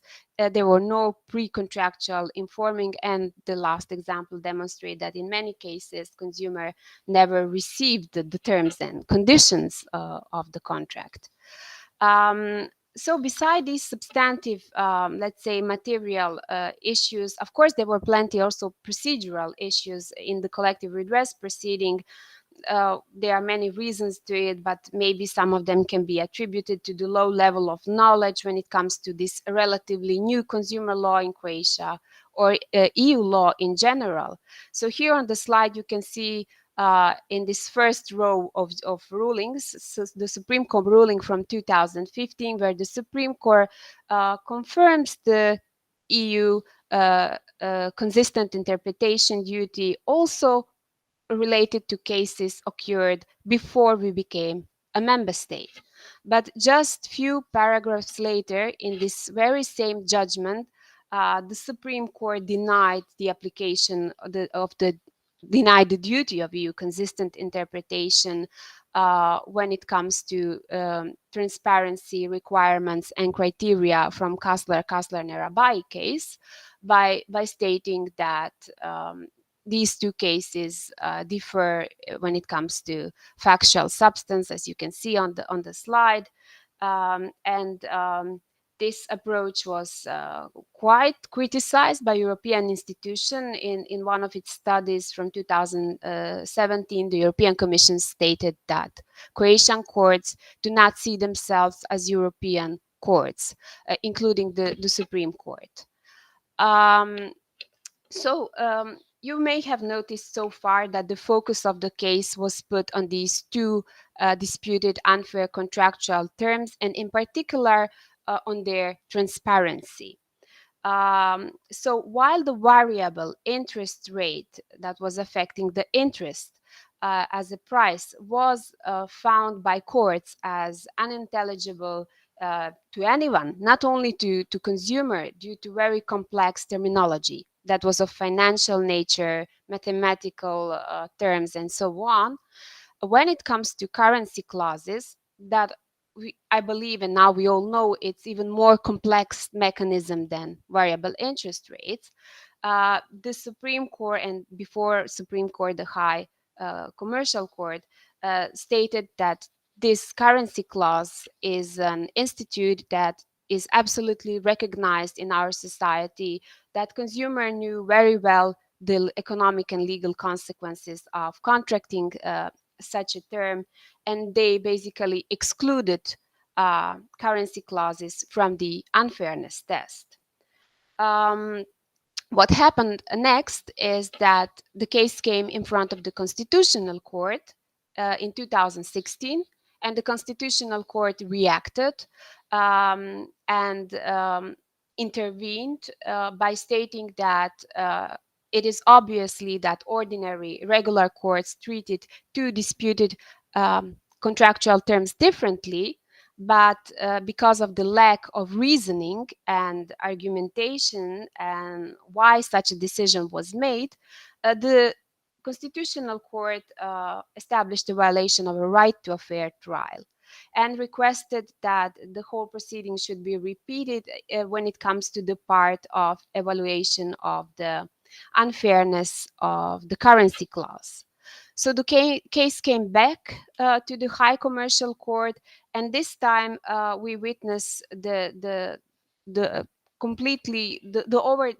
High Commercial Court overturned the previous rulings, this time by taking into account all the circumstances of the case, in particular the lack of negotiation and of pre-contractual informing of an average consumer. We were yesterday debating so much about these informing duties and transparency.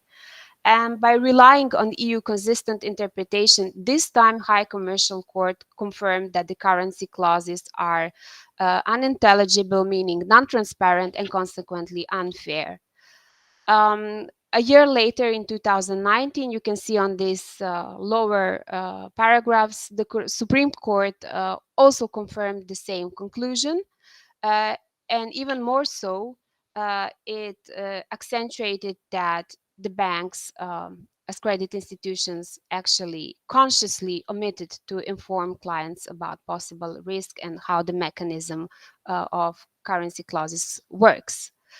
Of course, the case came once again in front of the Constitutional Court, and the Constitutional Court ended the story on the national level in February 2021, the last year actually, by confirming these last rulings of ordinary courts and establishing that, of course, both terms are non-transparent and unfair and null and void. But what is interesting to me is the role of the Constitutional Court, the role that Constitutional played as a court that is not, let's say, a regular court, because they changed the whole outcome of the proceedings. And the Constitutional Court, you can see several excerpts here. In addition to the whole story of establishing the unfair contract terms, the Constitutional Court found the violation of fundamental human rights of consumers and confirmed that these high-risk Swiss franc loans actually caused a huge debt crisis in the Croatian society. and I'm coming to the end now, because basically the case, I would say, got its final closure just recently, a few days ago, as you can see on the slide, in the decision of the European Court of Human Rights, where the European Court of Human Rights was deciding jointly on applications of 5 banks against Croatia, because they considered that they were treated unfairly during the collective redress proceeding. There were several arguments. I don't know if I should go in details because we don't have times, but maybe I can mention a few. 1 or 2 minutes to... Okay, they said that the decision making was arbitrary. They said that there was a problem why the ordinary courts never asked for a preliminary ruling. Then they said that during the proceeding, civil proceeding, that bank clerks were not questioned as witnesses, although they were, if you read the judgment. So this is not really a complaint that is in place. But nevertheless, the European Court of Human Rights dismissed all of complaints as inadmissible, and concluded that, as you can see again on the slide, that there is nothing to suggest that the courts, ordinary Croatian courts, lacked impartiality, or that the banks were treated unfairly during the collective redress proceeding. Thank you so much for your attention, and I stay at your disposal for any kind of question. Thank you so much, Emilia, for another great presentation. Very up to date also. It is interesting to see how the courts also in Croatia are very active. Also the Constitutional Court giving and trying to solve issues regarding the lower courts or the other courts in Croatia. So thank you so much for you both. I don't know if we have questions in the chat. We do not have any question. If you want to raise your hand and ask something, it is now the time to do so.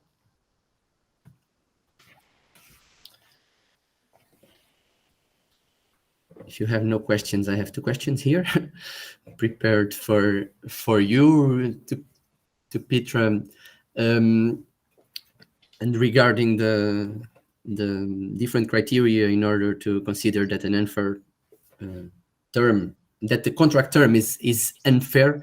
I have an issue, a personal issue regarding the criteria of good faith in this context. To be honest, I don't see exactly how good faith is operational here in this context. So I would like to ask you 2 questions to see your opinion for these 2 questions. If a trader includes an unfair term in a contract, how can we conclude that it acted in good faith? If the contract has an unfair term, if we can conclude that we have an unbalanced term, if you want, because to conclude that we have an unfair term, we would still also have to decide if he acted in good faith or not, if they are cumulative, the two requisites, of course. But how can an unfair term and a really unbalanced term be considered not to be considered unfair because the trader did not act in good faith? It's the first question. And the second question is the opposite question. If the trader acts in bad faith, but the term is not at all unbalanced, can the term be considered unfair? Under the Slovenian law, it would be a possibility if they are not cumulative. So a term, I don't know what is a term in this context. To Emilia, just a question on the Croatian collective redress proceedings. I think it is very interesting to know how it is happening, because at all the EU level, we're all thinking about collective redress at the moment because of the implementation of the directive. Also, how it works in practice, it would be one of my questions. And if you have a regime regarding private funding of these proceedings, that is also something that we are discussing at the EU level, and also very much in Portugal, because we have a very aggressive consumer association that was created only for this kind of proceedings with private funding from everywhere in the world, and it's being a very interesting issue here. So I would like to ask you, how is it working, and is it related to, do you have a system of private funding for these proceedings? How does it work? Thank you so much. And I don't know who wants to start.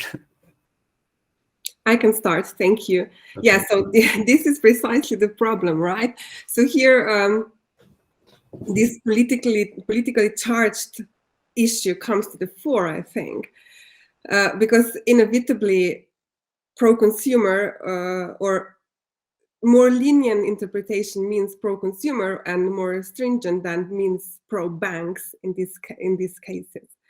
And the Supreme Court decided for not pro-consumer, at least, so that I don't go too far with these allegations. But this is precisely the case. And also in Slovenia, the Constitutional Court has been involved in this.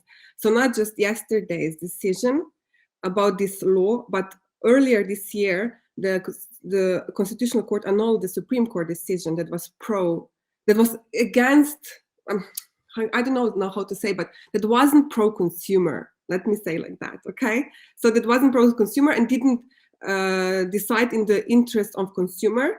It actually didn't even go into an unfairness assessment, because the Supreme Court decided that the bank acted in good faith, as you pointed out. So that is actually a procedural barrier then to go further into the unfairness assessment of the term itself. So because acting in good faith in this case was not knowing that that clause was included in the contract, that the impact of that clause. No, so what is actually meant by good faith in this purpose in this context by the Supreme Court is not knowing that this can happen to Swiss francs, So banks not being aware of the situation either. So this is basically what could be translated in what means in good faith. But then we don't even come to the assessment of the term itself, which then shifts all the risks to consumers, for example. So this is basically the barrier from coming there. It's very problematic, and the Constitutional Court agreed with that.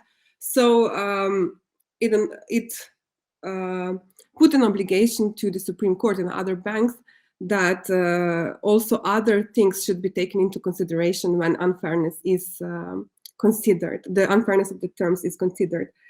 And then the second, sorry, now I'm already so with this paradox, I so confused myself with good faith and unfairness that I forgot about the second question. So you said, oh, good faith. So if the bank actually acts in bad faith, whether this is done, and the term itself is okay. Well, no, I don't think that this would be enough for the term to be found unfair, because the term needs to be against good faith and fairness principles.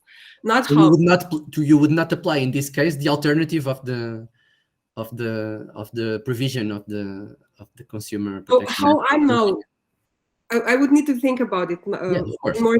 But now quickly, when I think about this, and I think, okay, if the bank has some intimate bad intentions, but the term itself is fine, it's not in contrary to good faith and fairness principles as understood by, for example, Court of Justice or courts in general, then I think that we wouldn't even come to that.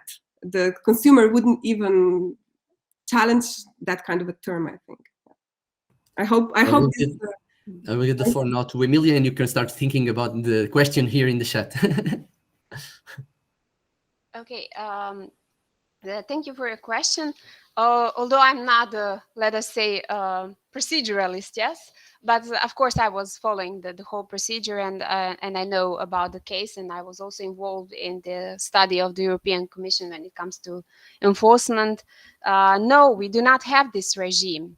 Maybe this is also the reason of private funding, as you mentioned. So I'm not sure. Maybe this is exactly the reason why, now you got me to thinking, why we have still only one during the 20 years, we have only one collective redress proceeding. It's regular civil law proceeding, and you know, it goes by the rule of directive. The latest directive has still not been implemented. There is a draft, and it just came, as in Petra's case, just a few days ago. So we have not even implemented the new directive. But no, we do not have this regime of private funding, and I'm not sure. Actually, I'm debating in some of my articles why the enforcement is so weak and why we are focused and we just stayed on this the only proceeding, because we have so many consumer disputes, we have so many problems, let us say, with mobile phone operators and so on. We could use collective redress proceeding, but as you said, because I believe, this is my opinion, personal. It seems to me that where there's no money, there's even no interest, unfortunately, because our consumer associations, they really have a small amounts of money that they receive from the state, and this is of course not enough to and there was some sort of an arrangement with these lawyers. Of course, they had sort of a gain from the collective redress proceeding in this particular one, because this huge proceeding brought so many individual claims and customers with their problems on consumer credit contracts to them, so they earned somehow. But this is a huge problem, and of course it affects the enforcement. But if I may also use this opportunity again to ask Petra, if I may join your discussion. I mean, if there's not this accumulation of conditions, if they treat it like this separately, wouldn't this be, I would say, wrong implementation of the UCTD? I mean, because it's quite obvious how the unfairness test is structured and how criteria should be observed under the EU law. And there is again this duty of EU consistent interpretation that we had actually in our constitution written. So if the courts are not interpreting directive in accordance with the Court of Justice case law and in accordance with its provision and guidelines of the European Commission on the interpretation of directive, then they will even violate the Constitution. That was also the case why the whole process was repeated. So the European Commission confirmed several times in 2012 and 2019 that when the third condition of significant imbalance is proved, that in I don't know how many cases, this is sort of a sign that of course the good faith principle is already. So in 90% of proceeding, you have proven that they were dealing unfairly and against the law. So if the banks were, as in Croatia, violating the law in force at the time, of course they violated good faith. I mean, they were, as you saw in my slides, they were violating the laws that were in force. So I don't get the line of the courts in Slovenia. Thank you so much. Sorry for my incredible. comment. It's probably a question of lack of application of EU law. I can tell you that in Portugal, for instance, the legal regime on unfair contractual terms only has the criteria of good faith. It does not have the criteria of imbalance. So you need to apply it by interpretation of the law. So you can see the question here. Petra, do you want to reply? Yes, just briefly. Emilia, and thank you, Emilia, also for your question.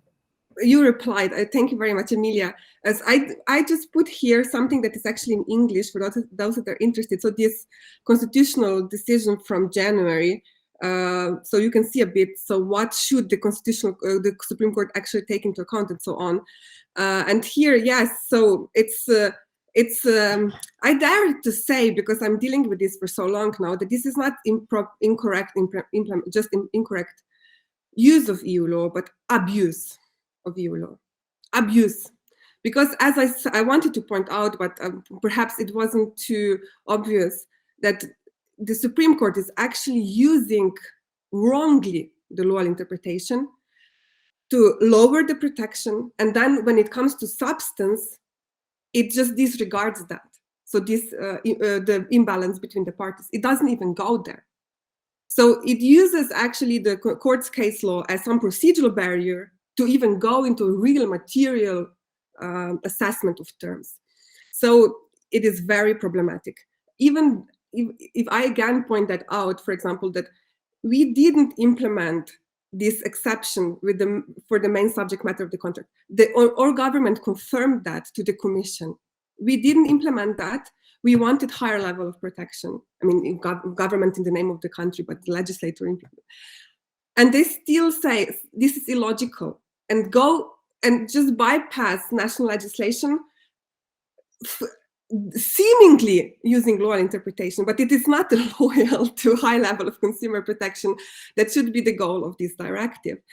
But this will not, let's see what happens now, because now the legislator put this explicitly. So this is a similar situation to Spain, actually. Spain also didn't have that implemented explicitly. And now we will have, since January, it will be explicitly written in the Consumer Protection Act, it is already, it will apply from January, that also main subject matter of the contract can be assessed for unfairness. So this means that the whole body of law, which rejected that, well, I don't know what will happen with that. I don't even dare to speculate, but as Emilia said, there is no money, there is no justice, unfortunately. So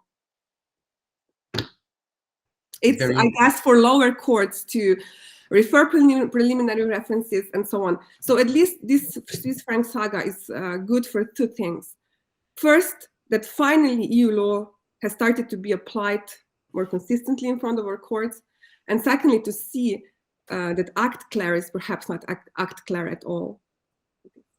Thank you very much. This is also very interesting to see this panel in general, to see how EU consumer law is not well implemented in some member states, and that something should be done in this context.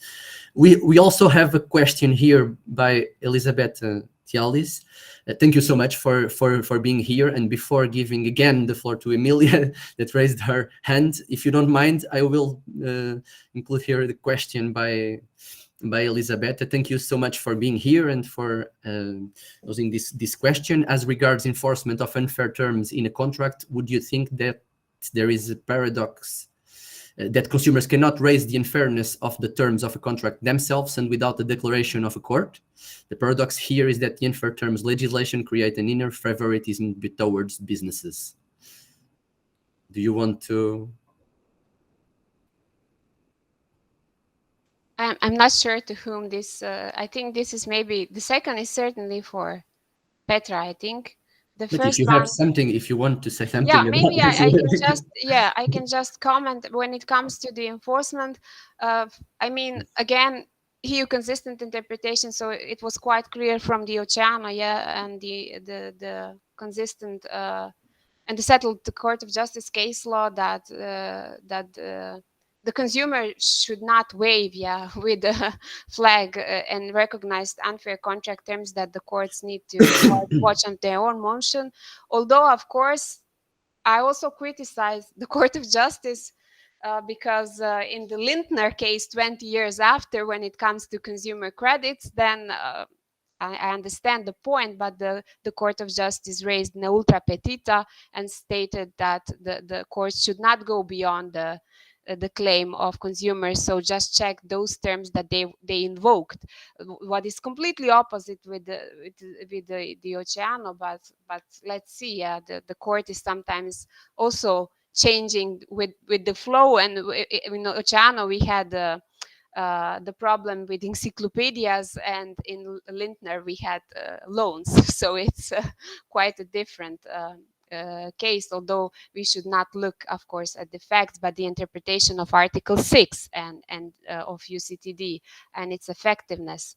But what I wanted to also to say, just maybe in this case where the courts are really violating the acquis, basically, I think it was, but I don't recall in which case. I think it was Avocat General Niels who stated that that there should be a liability, state liability, So even if the courts really had unfair contractual terms, as Elizabeth is saying, in front of them, and they were able to evaluate and on the ground of the interpretation of directive to come to the conclusion that there was some unfairness and they missed this opportunity, that they should be liable.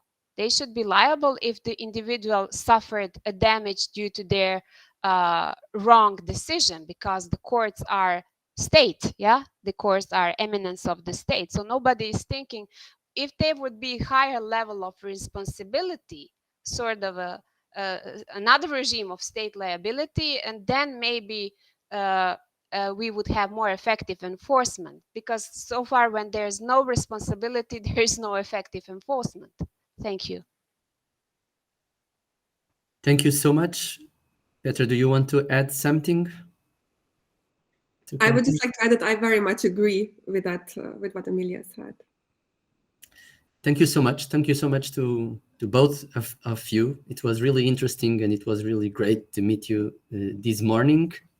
I hope you stay for the afternoon. Now we have a lunch break. Unfortunately, this is an online conference, so we cannot meet now in person for lunch. It would be really great to meet with all of you now for lunch, but it will also be great to meet you again at 2 in the afternoon, when we will start the next panels of this conference. Alberto, any information I should give additionally?